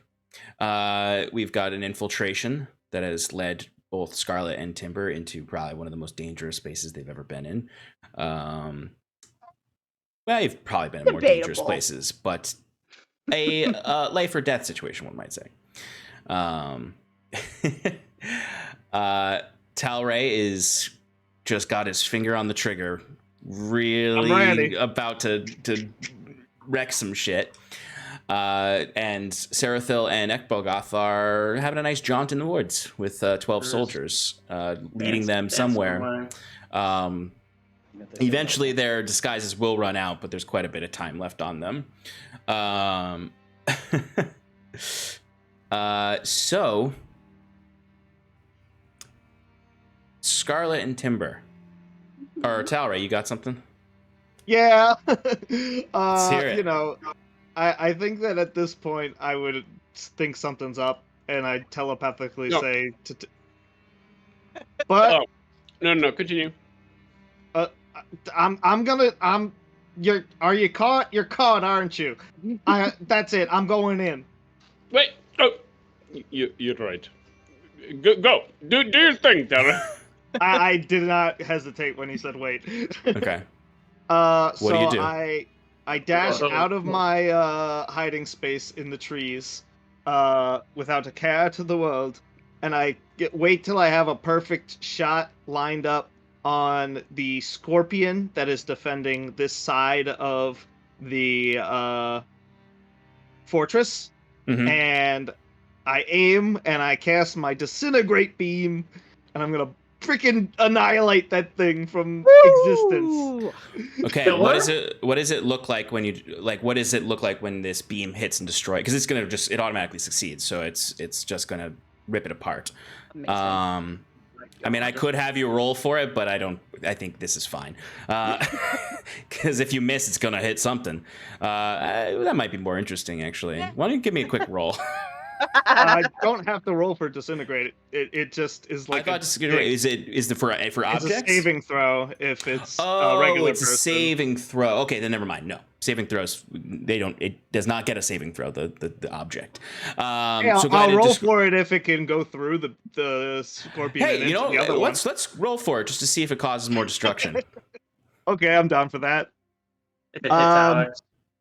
Can I get advantage because it's a surprise attack? Sure. Yeah. Sneak attack. Did you just ask a sneak attack on the wall? Surprise attack.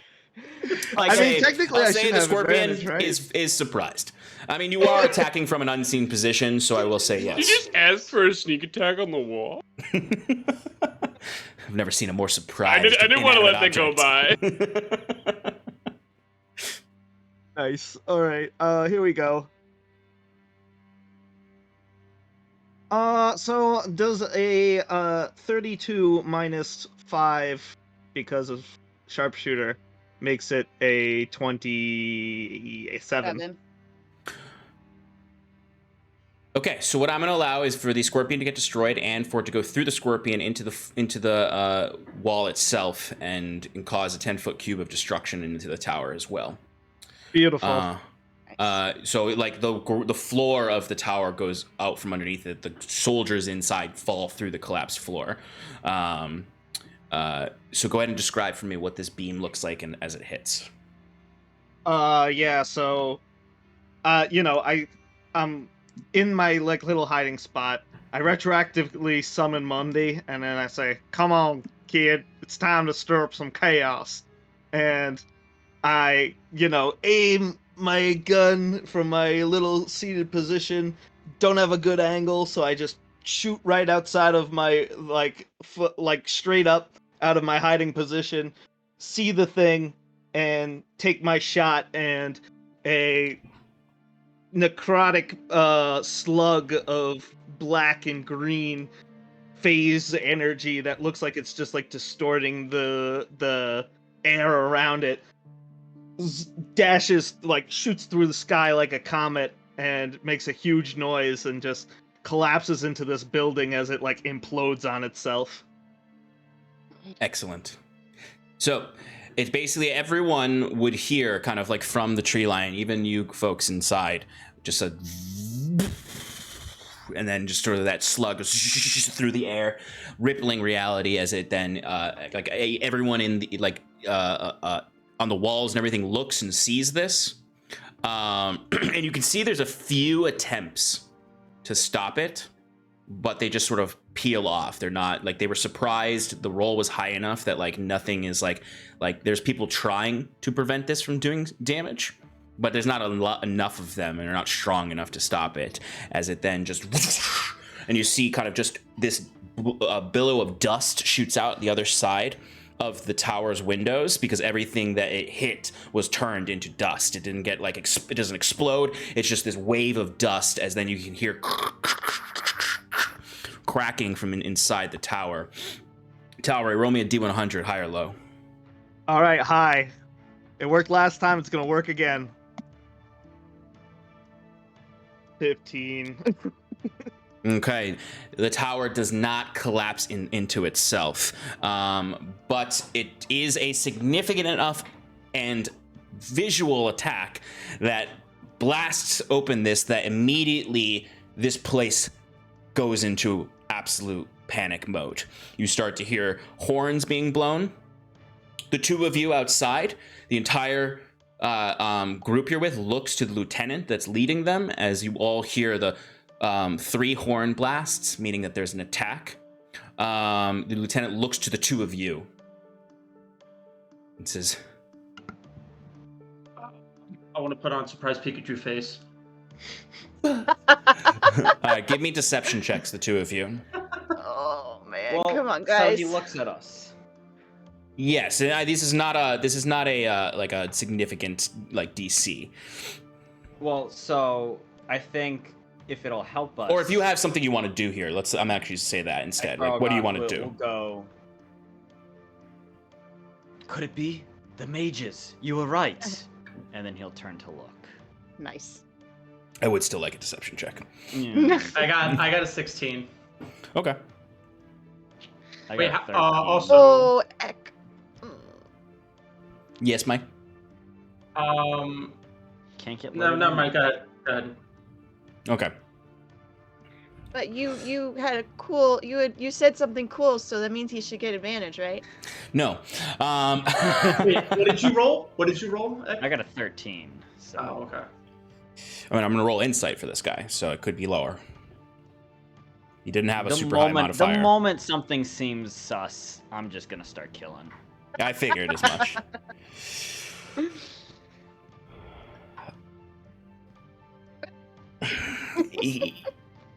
He rolled a 14. All right. So yeah. So I'll just say, Ekbralgoth, he does looks to you.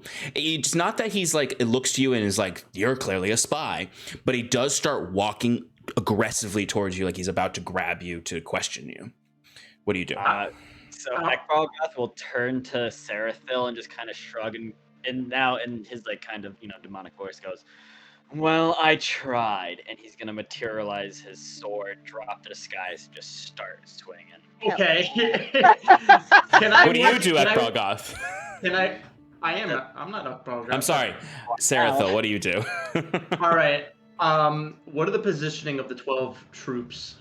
They were basically like they are in 2 columns, where they were marching in 2 columns, and they were all looking ahead to him, and they kind of like take a few steps back as he's walking between them aggressively towards Ekbralgoth. And then Ekbralgoth pulls out his sword, and you see all the soldiers, like they have a moment where they're like they have no idea what's going on. But any site like only a round, like so one might say they are surprised, and you both will have turns before they get to go. But yes, they're pretty tightly packed. It's 6 and 6, so they're basically just like in a line 6. They're not. They're marching orders. They're not like they're a couple feet apart from each other. How many could fit in a 10-foot sphere? 10-foot sphere. You can get if you position it right. You can get 4 of them and the captain, the lieutenant. So 5 is the max you can get in a 10-foot cube. 10-foot cube, yeah, because that would be 10 feet No, across. sphere. Well, sphere. Oh, But a yeah. sphere. That's different because is a 10-foot radius. Yes. Okay, then you can get a lot more then. You can get twice as many, actually. Yeah. So you can get, out of the 12, and then the lieutenant, you can get 8 of them and the lieutenant in that sphere. I'll get 8 of them in the lieutenant, as Wow. I would like to cast confusion. Ooh, I was expecting a fireball, but that's Me might too. be better. Well, I'm pretty close to them, so I'm not gonna That's fair. like. fair. As Okay. I will begin just uttering old, or I don't know if it's old, but Gwyn Valyrian language. Yeah. As it is a wisdom saving throw All right. for them. They have Wisdom to beat a save. 20. They have to beat a 20? Okay, this is not going to be good for them. They also have to minus a D4 to all their saving throws. Oh, because of your aura? My aura of despair.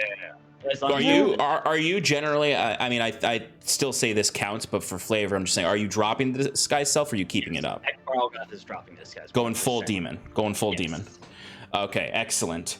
All right, so I'm gonna roll these 2 at a time. Okay. Okay. Jesus. Okay. Okay.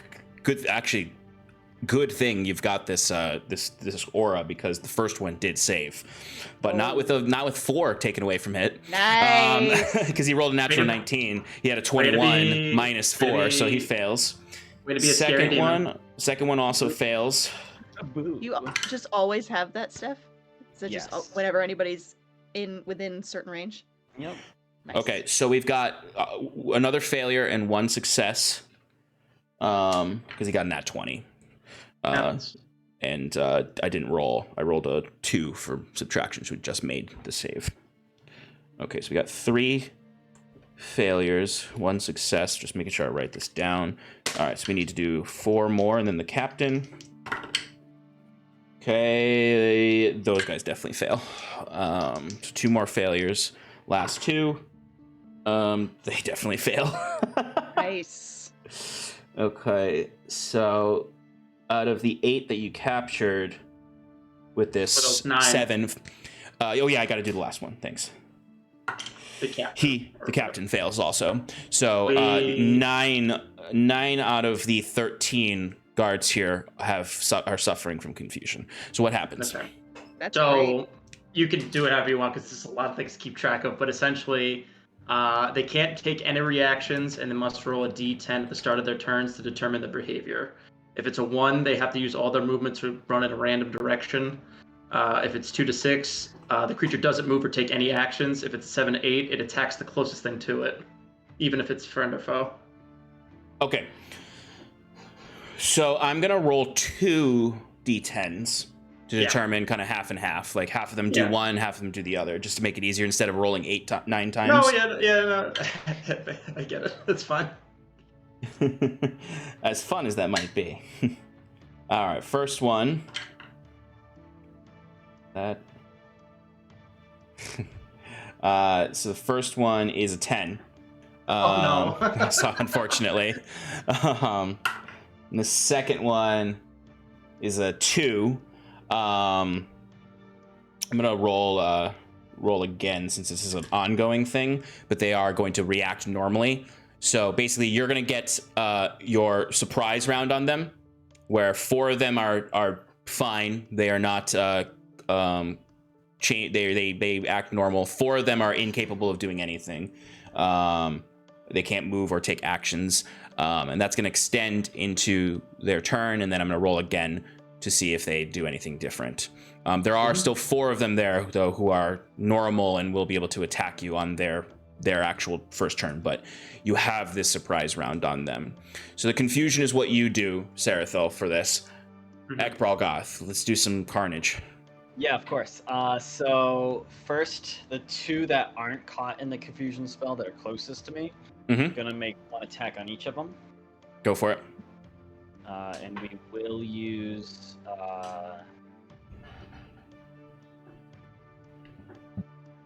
no, we won't use what's it called? Great weapon. Master. Yes, thank you. Okay. Right, so that's a 27 to hit on the first one. Absolutely hits. And then, well, I guess I'll see how much damage the first one does, and the second one would be a 24, but I would want to make sure that it's a kill first. Yeah. So it's going to be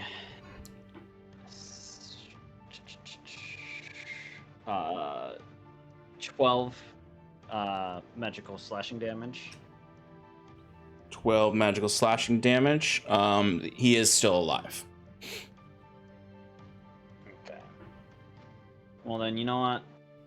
I should have done this to the start, but then in between attacks, so I'm going to cut the first one and realize that he doesn't go down. I was like, all right. And then the hunters were like a one-hit kill kind of thing. These guys are in armor and stuff. They're much more, a little bit more hardy. He's going to start bringing this Zweihander down on the second guy, and as he does, it passes by his other hand, and he has a bonus action to activate its fire form and slams it down again.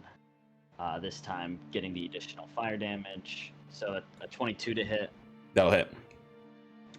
So that's going to be 10 magical slashing, and then where'd it go? And then 11 fire damage. Okay, this does kill this one. So you bring your blade into the first one, and it kind of comes up into their like the armpit of the armor, and they almost actually like catch it for a moment, and they are about to draw their weapon out as you kind of like slide it out, and it deals damage as it cuts through their armor and their side. And then you bring it, swing it around into the other one. The fire erupts from it and then slices in. You can see as it cuts 1, 2 with the fire, it like burns and melts some of the armor, and you can see the exposed flesh cut open as the guy falls down to the ground. He's like rolling around in agonizing pain, right. As the other one kind of draws their weapon geared to go and attack you on their turn. And the captain that's leading this group, is he affected by the confusion? Yes, he is. Yeah, and he was in the second half, so he is currently like he can't take reactions, move, or do actions. And then so he kills the second one, and then he brings the sword in, and like holding it almost in like a holy-ish kind of way, the flaming sword in front of him. He goes, Zendariel, lend me your strength. And he's going to invoke the authority of Zendariel, the Everflame, giving himself an extra action. And then he is going to use By the Throat. So you watch these abyssal chains wrap up around the captain. He needs to make a wisdom saving throw, DC 18. Oof, okay. And he still has that D4 minus, right? Yes. Yep. As long as he's within 15 feet. Oh. D4 went in the ground. I gotta get it or it's gonna kill me. Oh, so you're gonna step on it and... Yeah. Okay, so he got 3, so he fails. Okay, so he is now restrained. And as I do this, visible only to me, a seal, a baleful interdiction is cast along his forehead. And then Ekbralgoth's just gonna look up at those that aren't confused, have a huge toothy demonic smile and go, "This'll be fun," as he's trying to intimidate them. Give me an intimidation check. Oh god, I thought you'd never ask. Can I drop my disguise too, and then they see an old skeleton zombie man give him advantage? I'll allow it. Alright. Well, I already got a 19, so...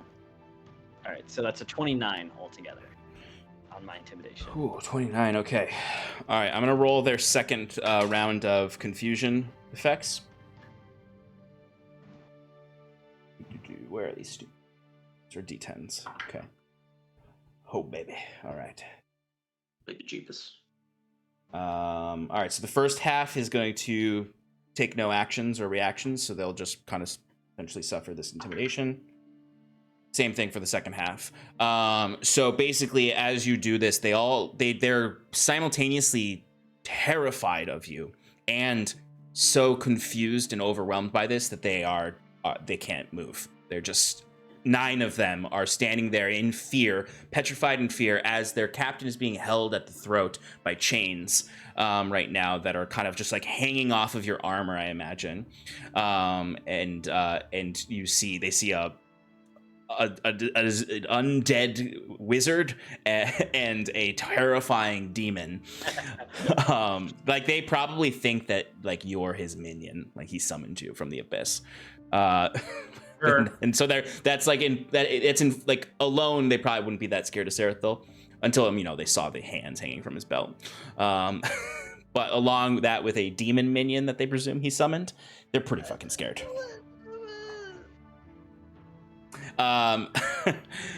But the 2.5, I'll say, soldiers that are left who still have their wits about them, I'm gonna roll con rolls for them to see if they are so scared that they also submit like their comrades. Submit. Yeah, they are all terrified. They're like, it's not that they're like giving up. They just are not doing anything. They're petrified in fear. They actually they just can't muster any courage. You've got them gripped by their emotions. The 2.5 who can actually do something, because the 9, they just can't move. They can't take actions. They can't react. Those 3, they do start to kind of like grab the shoulders of their companions to be like trying to get them to run with them. But they won't run. And that's all they're going to do with their turns. So what I'll say is, what do you want to do with them, basically? Like, I'll say it's you 2 are up again. You can continue attacking them and killing them, or you can just leave, because they are, at least for the next minute, they can't move, and they are genuinely afraid of you right now and cowering. Ekbralgoth will start the slaughter. He'll first plunge his blade into the captain, and then start cutting them down one by one. And then, as you know, with every 3 consecutive strikes, his blade would burst in this fiery explosion, and he would just go to town. I would say all you'd have to do is kill the captain. And then once the captain is dead, the rest, they all drop their weapons. Like, they all drop their weapons and completely cower. Sarathil, what do you want to do?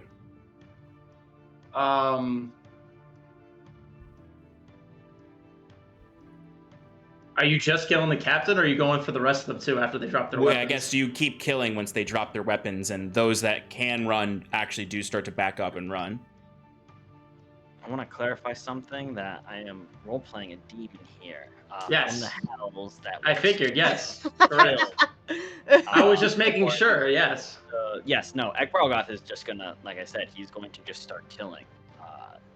All right, after he kills the captain and starts like laying into some of the soldiers after they surrendered, Sarathil will try to just get in between them, just screaming, "Enough! They've surrendered. We need to help everyone back at the camp."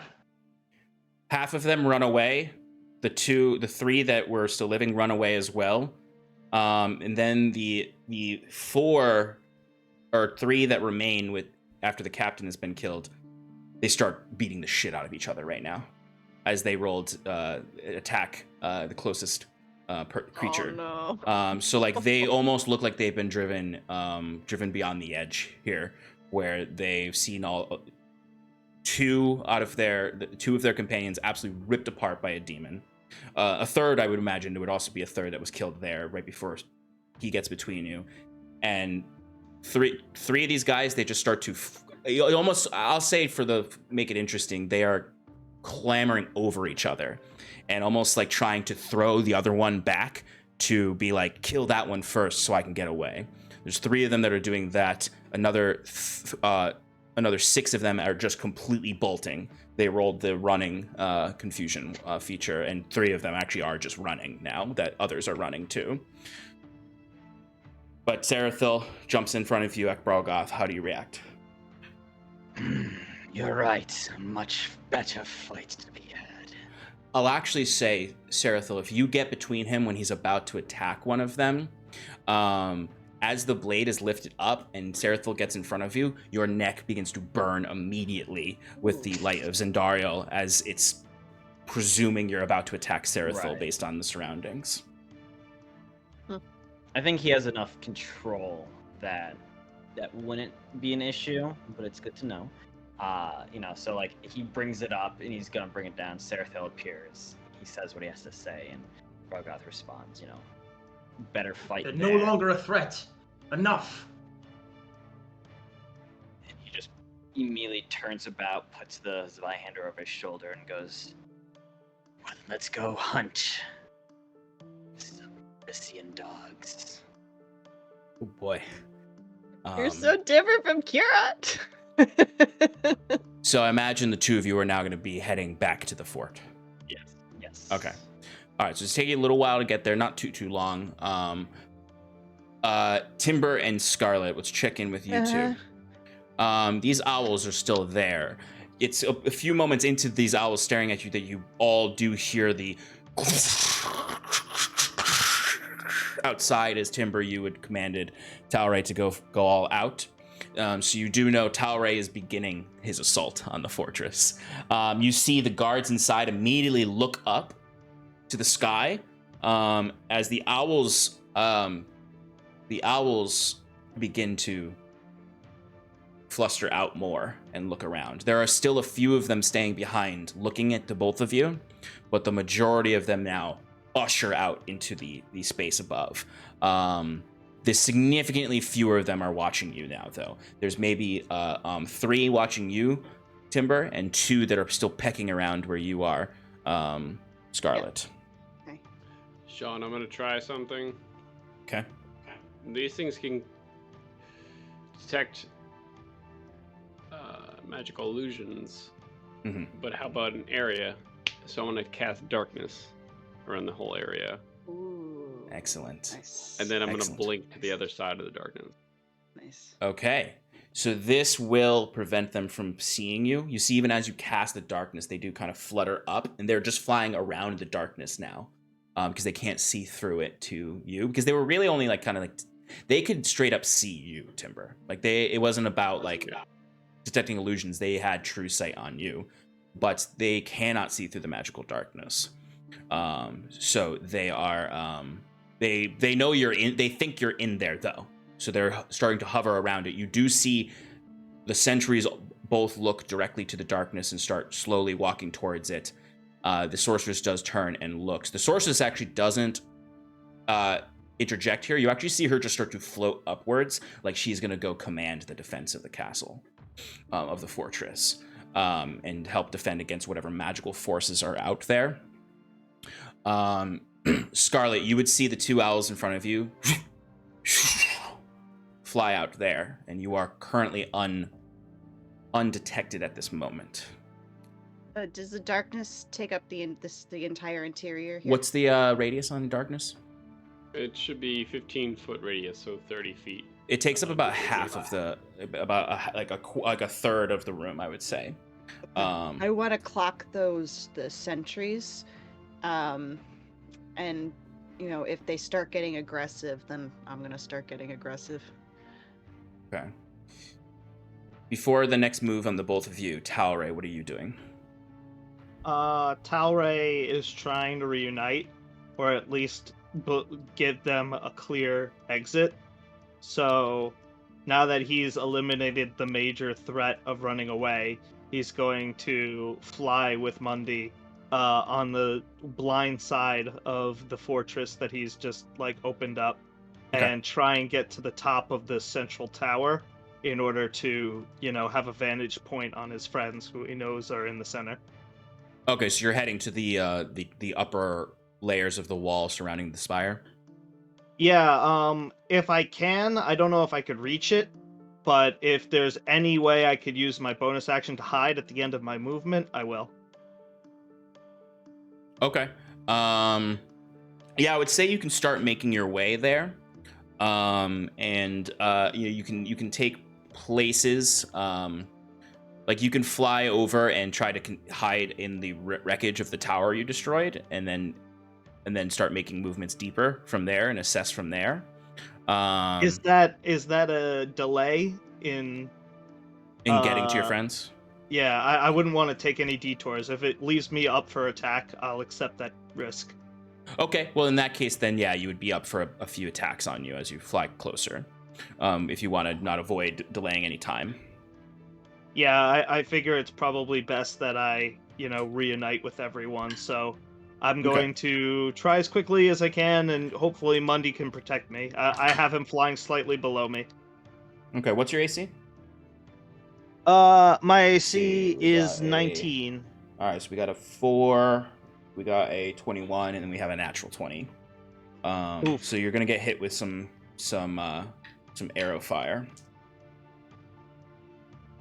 Okay, so the first attack, you're gonna get hit for 7 piercing damage. Second attack, actually this one is the nat 20, so you're gonna get hit for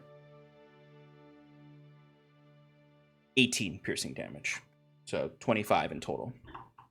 As you see, it's actually the archers on the inner wall that are firing at you, and you can see like quite a few shot at you, but only 2 arrows. You can see like one scratches against your shoulder, and the other one you feel kind of hit, like almost like cut, like it actually like cuts through your ear a little bit, your long elven ear. But you do get pretty deep in, and you're now kind of like hovering over the outer walls. Timber, where you are positioned, you can see Talray flying up above. Is it possible those archers had disadvantage because of the height? No. Okay. With a try. Okay. We're gonna have a slight change of scene here. Actually, no. We're gonna go a little bit further before that scene change.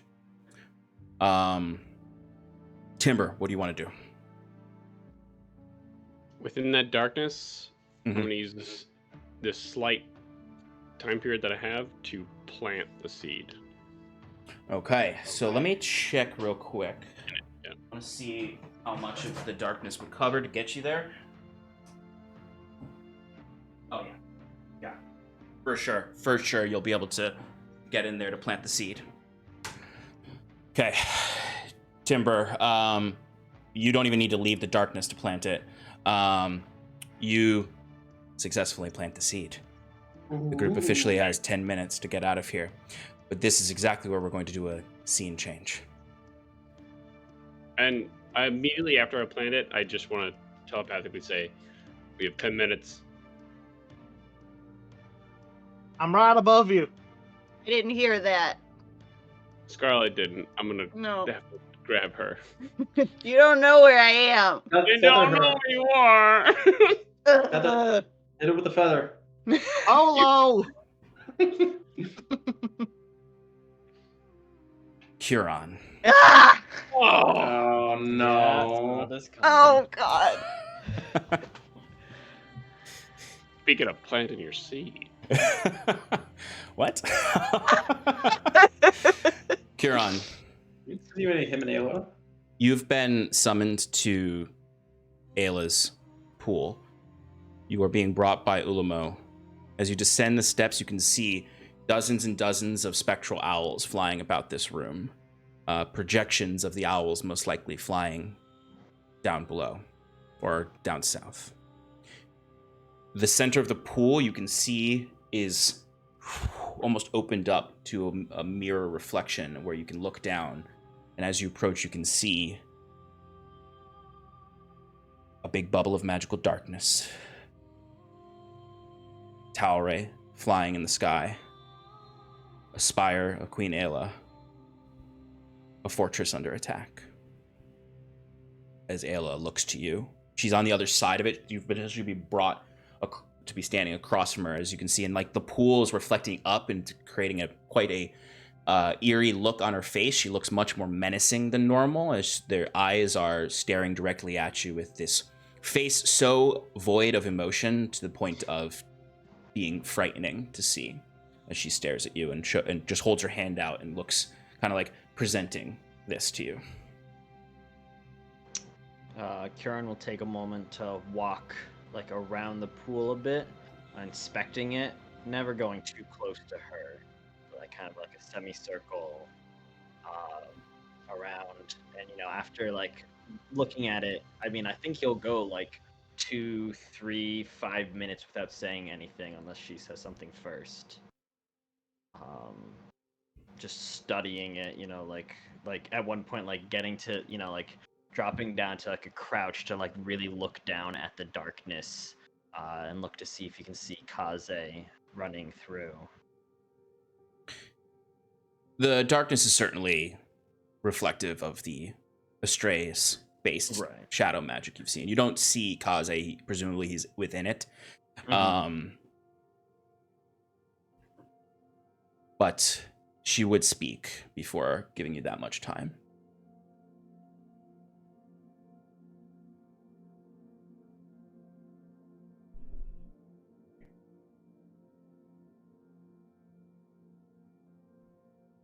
It seems your friends have made their first strike against me. What would you have me do to such transgressions? Well, surely, my queen, this is nothing on your hold of the listening people. No. The people's love for you is so strong. Light transgression such as this will do nothing to disrupt your power over Elysia. But perhaps making an example of those who would attack our people might be wise to secure that support. I'm sorry, an example to who? Is this not your monolith in the far south? There's no one for miles in that area. I imagine should this tower fall, only those present would be aware of it. As well You as and your yourself. friends are powerful champions, as you said. You see what you've done, right? Here, Curon the heretic. What I've done, I've been locked away You've taken people, though not ordinary people, as I'm sure you know, but you've taken these people and you've fashioned them into weapons to die in your name. Do you think I am anything like you? You think I take these individuals? No, I am nothing like you. She waves a hand and there's a silence around you. He'll continue to scream into the void, just... Your mind is clouded, your judgment. Though I have been a bit more forceful in my endeavors, you have taken these people and fashioned them into weapons for your cause. That is undeniable, regardless of your feelings about our great journey. Now, shall I deal with them? And the spell goes down and you can speak again. Send whoever you wish in, whether it's me or one of your other taken champions. You hear heavy boot falls behind you. Turn to look. Who is it? Who she got? You see Varys. And she looks to you. Shall I send him, or will you go? Stop your friends.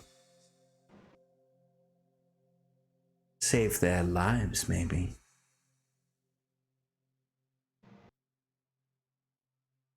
What does the heretic see?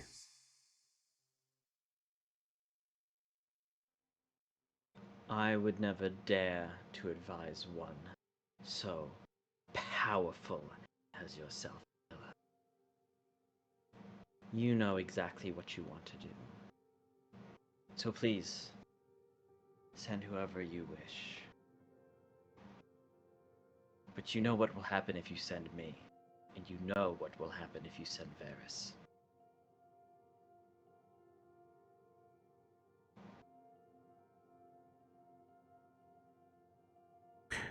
But I seek counsel, Curon the Heretic.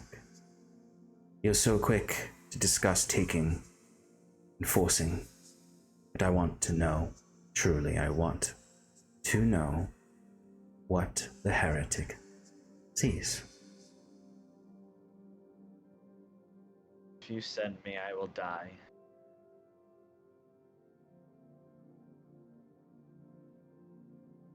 I will not rise arms against my friends willingly, though you'll see to that, I'm sure. I'd rather you send Varys. We were so close to smashing him last time. Save me for a time when I can truly turn the tide against you.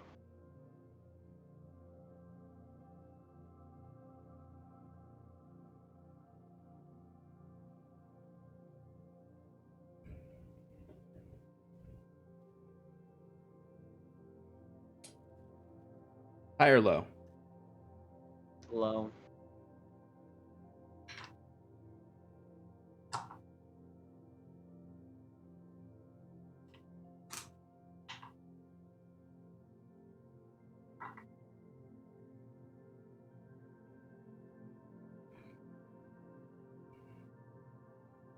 You see she waves her hand over the pool and it almost like zooms in closer to the courtyard of the Spire.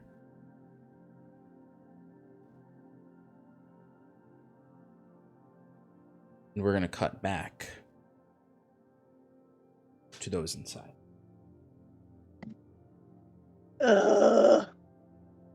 Suspense is killing me. Yeah, God, yeah. Oh, so good. I miss Kira so much. So, I don't like all the killing. That's my demon. You all have to help me. we'll jump back in. Timber and Scarlet. Or actually, Ekbralgoth and Sarathil. Now that Timber has told you all that it's been done and that they're trying to get out, what do you two do? Ekbralgoth will turn to Sarathil for a moment. And kind of gauge and be like, I think we should go and hold the main gate open. We can make it in time.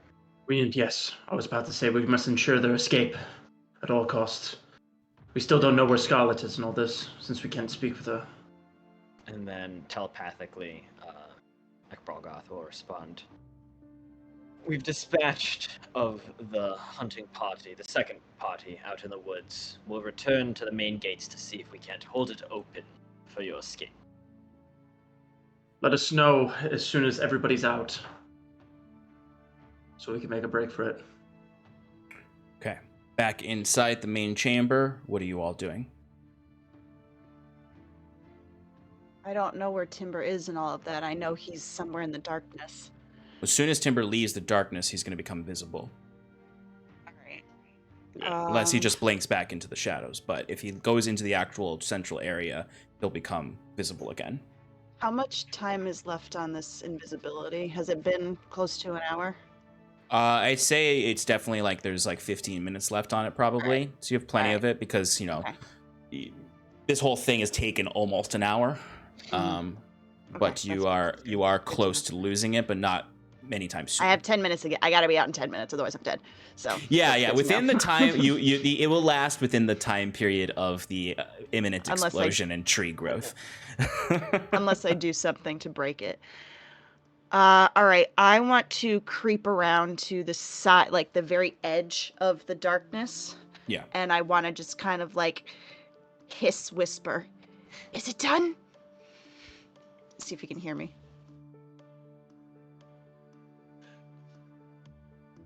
They're too strong, Scarlet. We gotta go. Scarlet, there are owls around the darkness, just so you know. So Step into the dark. yeah, that might be a wise choice, because the owls do start to all turn to look directly at you as you whisper this into this, and you also can see now like these two guards are up on this darkness and about to stab into it.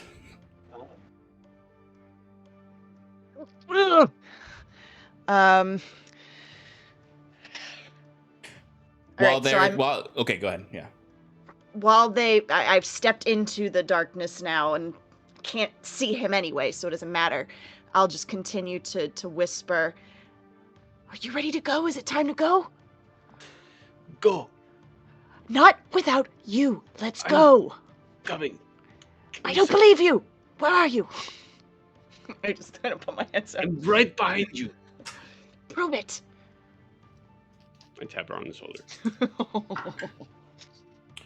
Okay, the first round of stabs into the darkness completely miss you two, but you do hear them. Time to go. All right. So then when he taps me on the shoulder, I will grab his hands, like, lead the way. They can see me, not you. How are you going to get out then? I'll get out. Just go. Talray is there yet?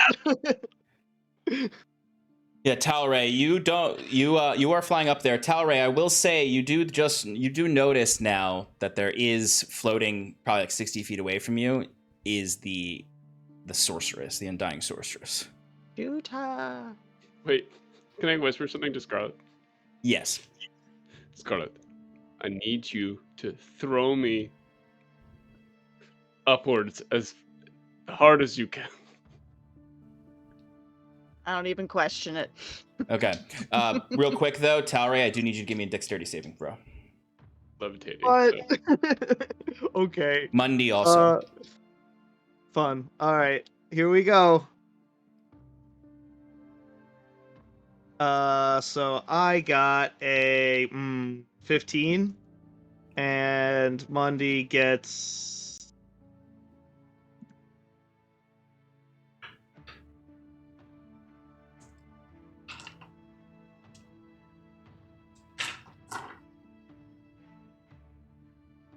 Mundy gets a 9. Okay.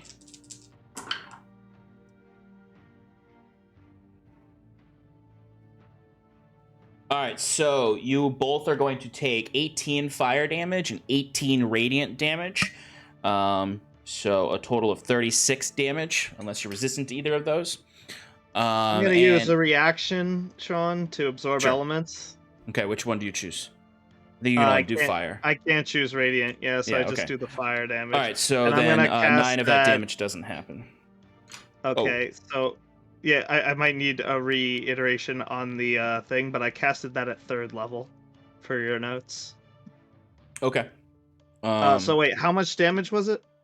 9 25. 25 now. The total, because the total 25. I'm resistant to radiant damage. Okay, so then take another And 9 so is off of Mundy. that. So 14 damage to you and 25 damage to Mundy. 25 to Mundy, got it. Okay.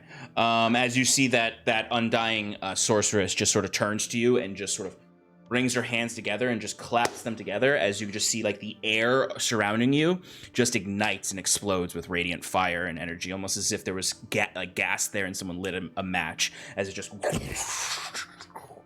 and there's like black smoke leading there. Scarlet and Timber would see this black smoke and explosion as you're looking up right before you're about to throw Timber up. As you can see, Mundy and Talray kind of maintaining their position and not falling. As I take that hit, it looks like it scarred me up, but the unicorn bayonet at the end of my gun is now glowing with a flame. Hell yeah. All right, so you're just throwing Timber up still? So, yes, but before I do that, I want to rage, because that'll give me advantage. And Good call, good call. That should not break invisibility. However, when I rage, I have to roll on the wild magic table, but that's technically not me casting a spell. That just happens. No, yeah, it's not you doing it. Yeah. Right. So I'd still be invisible. Yes, that's depending on correct. what happens. That's correct. All right, cool. All right, Timber, are you ready? Yep. I'm not Here that we strong. Okay, you got it. It's in the bag. All right, here we go. I'm basically free floating, so whatever you do. That's true. He does have the levitation aspect that helps with this. All Let me right, know whenever I can roll an attack, Sean. 14. I don't really know how the timing is working here. Yeah, I know. This is the DM's nightmare. When everyone is all over the entire map. You should have made us roll initiative early. I know. Scarlet, what'd you get? I got a 14, and then I rolled a 4 on Wild Magic Surge, which is magic infuses one weapon of your choice that you are holding. Until your rage ends, the weapon's damage type changes to force, and it gains the light and thrown properties within those are my daggers. If the weapon leaves your hand, the weapon reappears. So I'm not holding my hammer right now, but whatever. I throw him for 14. It doesn't matter that much what happened. Can Timber be the weapon? And I can throw him easier. All right, so I'm gonna say you somebody. can, especially with the levitate, you are definitely able to throw Timber up in the air. Timber, I'm gonna say, I'm gonna rule that you can also kind of kick off of Scarlet if you want. Momentum. Yeah, to give you more momentum so that you can. Scarlet will give you more momentum so you go further than the typical 20 feet that you can kind of push yourself with levitate. So you go up about 35 feet up into the air, and you're kind of you immediately become visible as you're floating up in the air now 35 feet up. Scarlet, you're alone down there. Talray, if you want to go for an attack, this is your opportunity. Yes. Attacking this wizard jerk. Go for it. Is the sorceress within melee range? Like, can I get up next to her? What's Mundy's movement speed? 40. Mine's 30. So if you hopped off of Mundy, or Mundy could just dash. I can't ride Mundy in the sky. Oh, okay. Then she's 60. I said she was 60 feet away from you, so you wouldn't be able to get up into melee range. But you can get closer. I mean, you could use your dash to get up close, but you. Then I wouldn't get an attack. Yeah, exactly. That's fine. I'm going to just do a regular attack then. Go for and Mundy's gonna dash towards her and get in front of her, while I take a shot. I use a bonus action to command Mundy to do that. Okay, go for it. Okay. First shot. I'm going to sharpshooter it.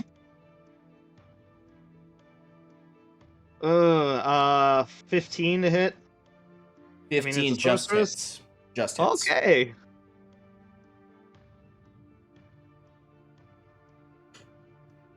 Big rolls. Got an 18 plus 10, 28.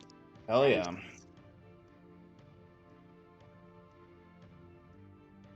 Second attack, same thing. 19. That's definitely gonna hit. Yep. Doing it again. Still good rolls. 26 damage. Nice. So that's all necrotic damage.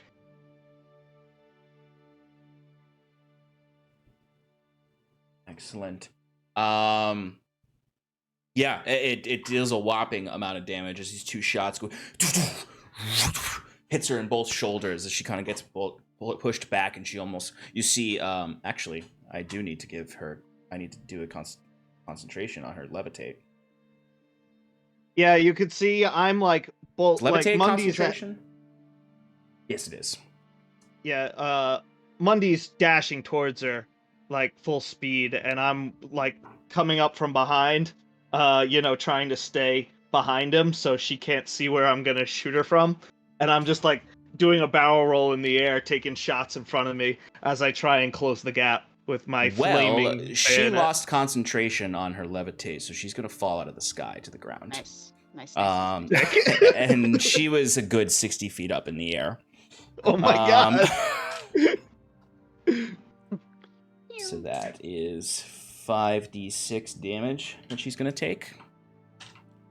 I stopped short awkwardly, not thinking that was going to work.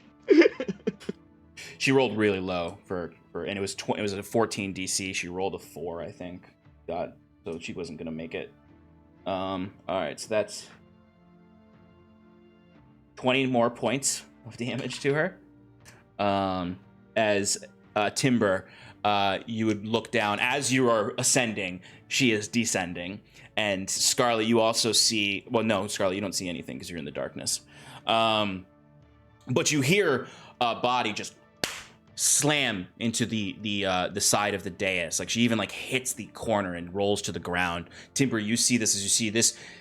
She's bloodied for sure. She's, as far as her health goes, she's just sort of like slowly trying to lift herself up as Timber has shot her out of the sky, kind of clearing the airways for you to move around a bit. There are still archers out there that are going to be firing. I'm guessing the owls are gone too, though, Sean. No, the owls will stay actually. Okay. That wasn't part of her concentration. She just summoned them. She didn't. She's not holding that spell. All right. As soon as I see Timber has got a hold and is starting Can't see anything. I can't see that. You're in Oh, darkness, that's right. unless he drops the darkness. Can I jump so I can try and see where he is, just to make sure he got up? No, Okay. I don't think you have a vertical jump that can. Do you have a vertical jump that can go over 15 feet up? Yeah. I don't think so. All right. Well, then I'm just you can. going I mean, to. you can leave the darkness because you're invisible still. Yeah, I'm going to hope that I threw him hard enough, so I'm going to use my grappling hook to start climbing up the wall. Okay, so you'll need to leave the darkness anyway. So you'll see Timber up in the air because Yeah. there's not the dark where you are in the darkness. You can't. There's nowhere to climb. You have to go over to the wall. Yep. There are 2 attacks that go into the darkness. What's your AC? 20. Okay, one of them does hit you. Okay. You're raging. Thank you. That's good. So 12 points of piercing or slashing damage. Well, piercing really. Piercing. Is that already halved or no? No, that's not halved. And then 8 points of radiant damage, as you can feel the kind of holy light singeing your skin. A heat that you can actually feel because it's not fire heat; it's holy heat. But it's basically it's like as you're going to leave the darkness, you feel this spear hit into your back, and a shallow cut is made along the side of your ribs. That doesn't break invisibility. No, it doesn't. No, it does didn't not. think so. There Alright. will be a trail of blood behind you if you're, But If I hold it. it's Just no, like- it's pretty spurty. Oh, come on. It's pretty spurty. As you go up, grapple on, and can start climbing up to reach the top of the walls. Now, what is all of your plans here for escaping? Is it gonna be Mundy trying to grab one of you and the other one floats? Timber is hoping that the boost that he gets from Scarlet and whatever else he needs to do gets him enough in dim light to just start blinking and levitating out. Okay, so what you can do, what I'll say that you can do would be, I would say you would want to kick off of something to get away from the spire because it's still brightly lit. So while you're floating, if you wanted to even like get to the spire and kick off of the spire, or you got something else? Yeah, I'd like to do that. I just want to add a little bit of flavor. Go for it. I want to just like take out the Aeon spike, and as I kick off, just like slam it. Regards from Kiron, and just hit the top of it as if like like just chips it a little bit. Yeah. Or just like kick off of it with the Aeon spike. Give me an attack roll. Excellent. You're welcome. Can we also say that I dropped all of my rotten good berries from yesterday and as a free action on top of the corpse? Sure. I mean, they're not dead yet, but you can drop them and they'll hit them. As they're getting up, they'll get hit by these tiny rotten berries. What was the attack roll? 16. Okay. So I mean, you obviously hit it. But I'm not. But you don't chip anything off of it. Yeah. But there is a small kind of like radiant burst of energy though that happens. You know, where this like her magic meets the magic of Curon and Ilyvania, and that burst is enough to kind of push you even further. As you hit into it, and you can see kind of like you bring it down into it, almost like you float over and it does kind of like at first it does kind of find a little bit of purchase and does kind of crack it a little, but it doesn't chip it open. But then it's sort of and you go bursting back and you fly back 60 feet. And you're now officially in the dim light and can blink wherever you want. Nice. I'm gonna blink next to Talray and just be right behind him floating. Like, where are you? Good job. Okay, Scarlet, how are you guys getting Scarlet out? Or Scarlet, what are you doing? Well, I want to keep climbing. I want to try and go out the way that I came, unless there's like a hole in the wall that Talray made that I can scurry out. No, you'd have to climb over, but I mean, Mundi could try to come get you potentially. You'd have to show yourself. Yeah. I mean, Mundi can see a grappling hook, right? It's not a grappling hook. It's invisible. It's a dagger that tentacle claw like that comes out of her dagger. Okay. Yeah. I mean, you could maybe be able to see the blood leaking on the ground. But Scarlet, you can choose to show yourself and call out to Mundi, or you can continue moving out the sneaky way.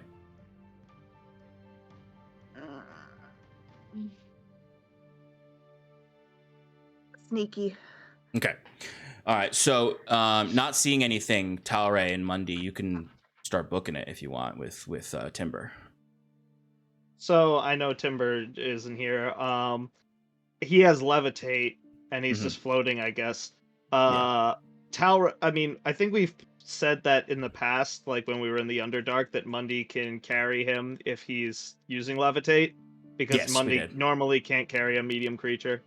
So I'm gonna have Mundi take him off, but Talray isn't, keen on leaving anyone behind. So he's just gonna start screaming, "Scarlet, where are you? It's time to go!"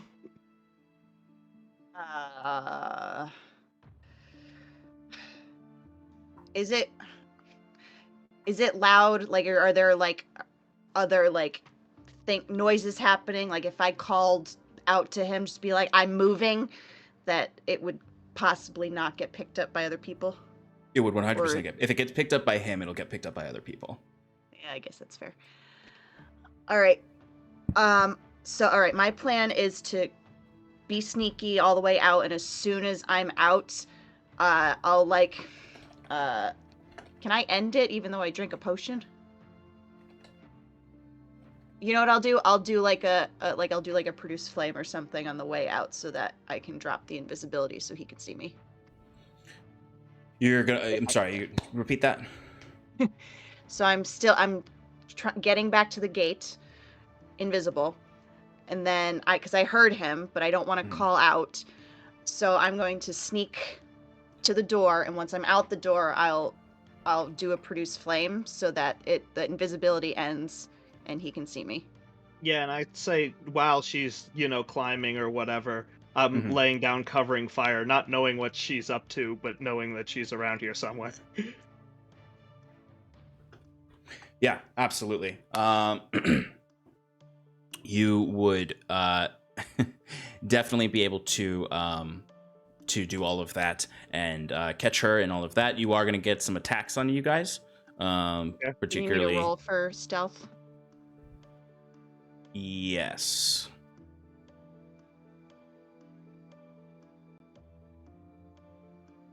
Yeah, that's good. 32. Okay, so just remind me of walk me through this one more time. Sorry, I was messaging Stefan. No problem. Fair enough. So she's trying to get to the exit, right? That's down below. Mm-hmm. And I am trying to lay down covering fire, distracting them from, searching for her. Okay, cool. That makes more sense. Excellent. All right, then I'll ask you to give me an attack roll, Talray. With that, and what was the stealth roll again, Scarlet? 32. 32, excellent.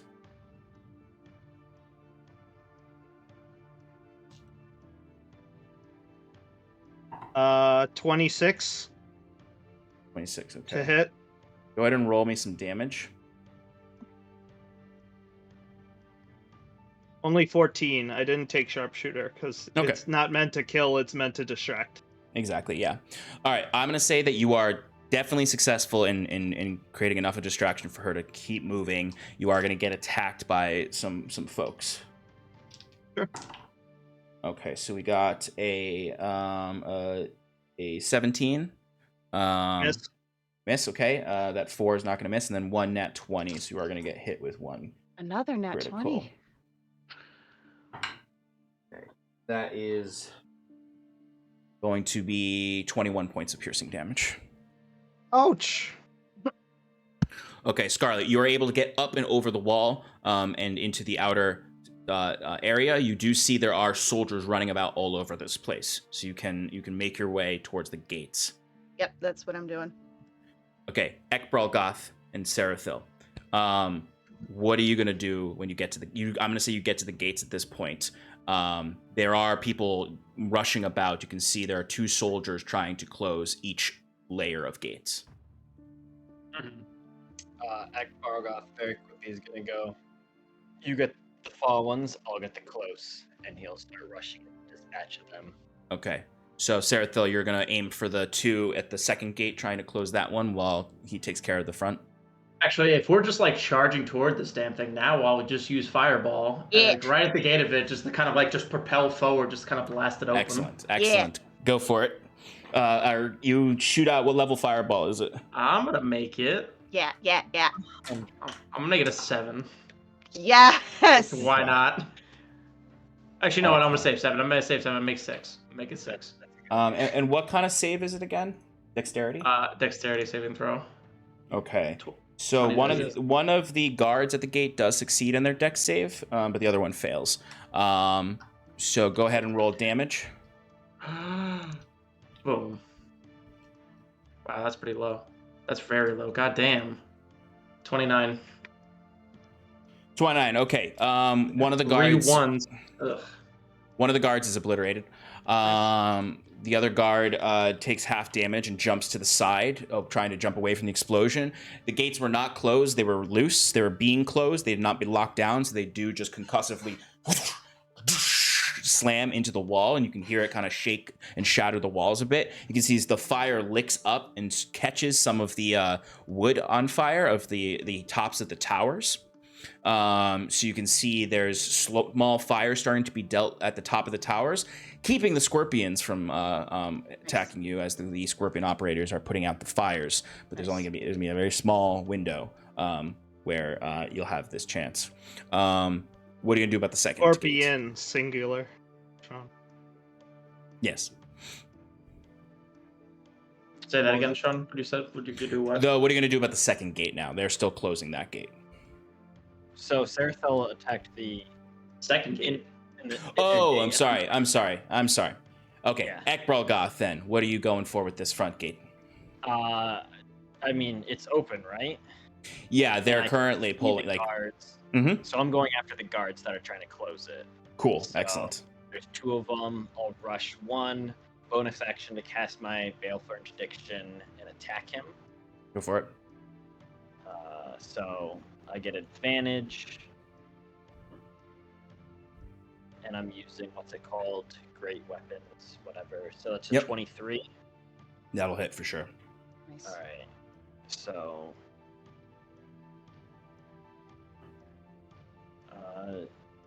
9 plus 7 plus 10. 26 plus 3 fire. 26. Yeah, that guy's dead. Okay. That guy's dead. So he kills the first one with that, moves the Baleful Interdict to the next one, and will make another attack. I don't know if I can do this one at advantage. I like this class.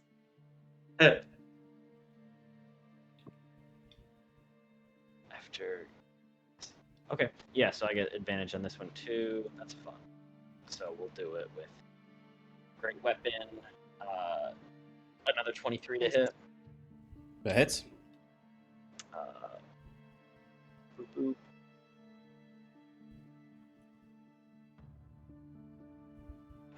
28 points. Yeah, that guy's dead too. Nice. Yeah, you come in and Nice. just come in with these quick cuts. They're not even like necessarily paying attention. They're trying to. You see, one of them is like they're pulling the gates shut. So you like burst through the opening in the gates because it's probably like this where it's like coming in, and you burst through and just. As this fire licks all around and burns through their armor, and Is there like a chain that I can cut to stop? Yes. Okay, cool. I'm gonna try to nick that. absolutely, you can easily do that, and the gate now is trapped unless someone comes up and they manually push it closed. The gate is stuck, and it would require a number of guys to actually come and do that. Right. So the gate is permanently, at least for now, in this position as the front gate is burst wide open. The gatehouse has been taken. There are other guards here that might come out to attack you. I will then exit back to the entrance with Sarathil and kind of like guard that like main entrance, in case anyone tries to close these gates. Scarlet. Yep. Are you just rushing for the gates? As fast as I can. Okay. Give me another stealth check. Last stealth check of the night. Timber and Talray, you guys just going to fly to the front gate to meet everyone? 25. Okay. I'd say Mundy and Timber got a head start, but Okay, cool. I'm sticking with the pace of Scarlet. Okay. I already rolled the attacks on you. Timber and Mundy are going to get some attacks on them. Scarlet, you do make it through without being detected. And you would see the gates. You rush through them. You can see Ekbralgoth and Sarathil gathering at the front gate. All right, and as soon as I'm out, I want to make myself visible again so Talray can see me. Okay, excellent. 24 to hit for Timber. Okay, the other one definitely misses. Yeah, sorry, I was muted. No, you're good. Okay, so that's going to be 14 points of piercing damage to Timber. And then we have a 1 and a 2, so they both miss Mundy. Nice. Okay, so you all cohesively come together at the front gate. I'd say you arrive just as Ekbralgoth is cutting down another guard that comes rushing out of the guard roost. As you can see, the back towers are all ablaze right now. They were not successful in putting the fires out. As Ekbralgoth is bathing in his glory. Of course. Okay, you're all together now. So I imagine you're just going to start running. Book it. Yeah, I would say make a break for the woods. Yep. Tree landing. Yep. Okay. You make it about 30 feet out when there is a pillar of white light. Who is it? Who is it? Who is from it? above that comes crashing down as you see a figure Not Kira, not Kira, not Kira. prone, stands up. You see before you, bathed in white light, armor completely pale and bleached from his time in the chamber, wielding a glaive, much like his old glaive. Kiran is Celestana. Oh my stands before you. god! Oh As Queen Ayla no! has sent Oh. a former ally to stop you. And that's where we're going tonight. Oh my god! Yikes. No! Okay, folks, we went way over the time I needed to stop so that we can jump into the next game for tonight for the Jasper's weekend, Jasper's game week after party. So I'm going to make this goodbye quick and jump over there to get that ready to go. Thank you for hanging out with us tonight for this very fun, intense episode. I hope you all had fun getting in and out of this place. And I was not expecting, I don't know why I didn't expect Timber to just use some darkness to get that thing in there, but that was a good move. That was clutch. All right, folks. Thank you for joining us in Paradise. Check out our other programming throughout the week. There is going to be a Relaxing in Paradise this Thursday, where I am going to start designing and working on Queen Ayla's chamber, the battle map for that. Then Shannon and I are on the Scales Above on Friday, so check us out there. And then the Sean and Shannon Power Hour this Sunday, as we're going to recap this episode and talk maybe a little bit about Strixhaven show that we've been doing. But thank you for joining us. Please stick around. We are not going to be rating anyone because we're going to have a show start right away after this. So stick around for the next show, and we will see you all very shortly. Thank you for hanging out and supporting Jasper's Game Week and for hanging out in Paradise. See you all soon. Say goodbye, everybody. Bye, Yeah. everybody.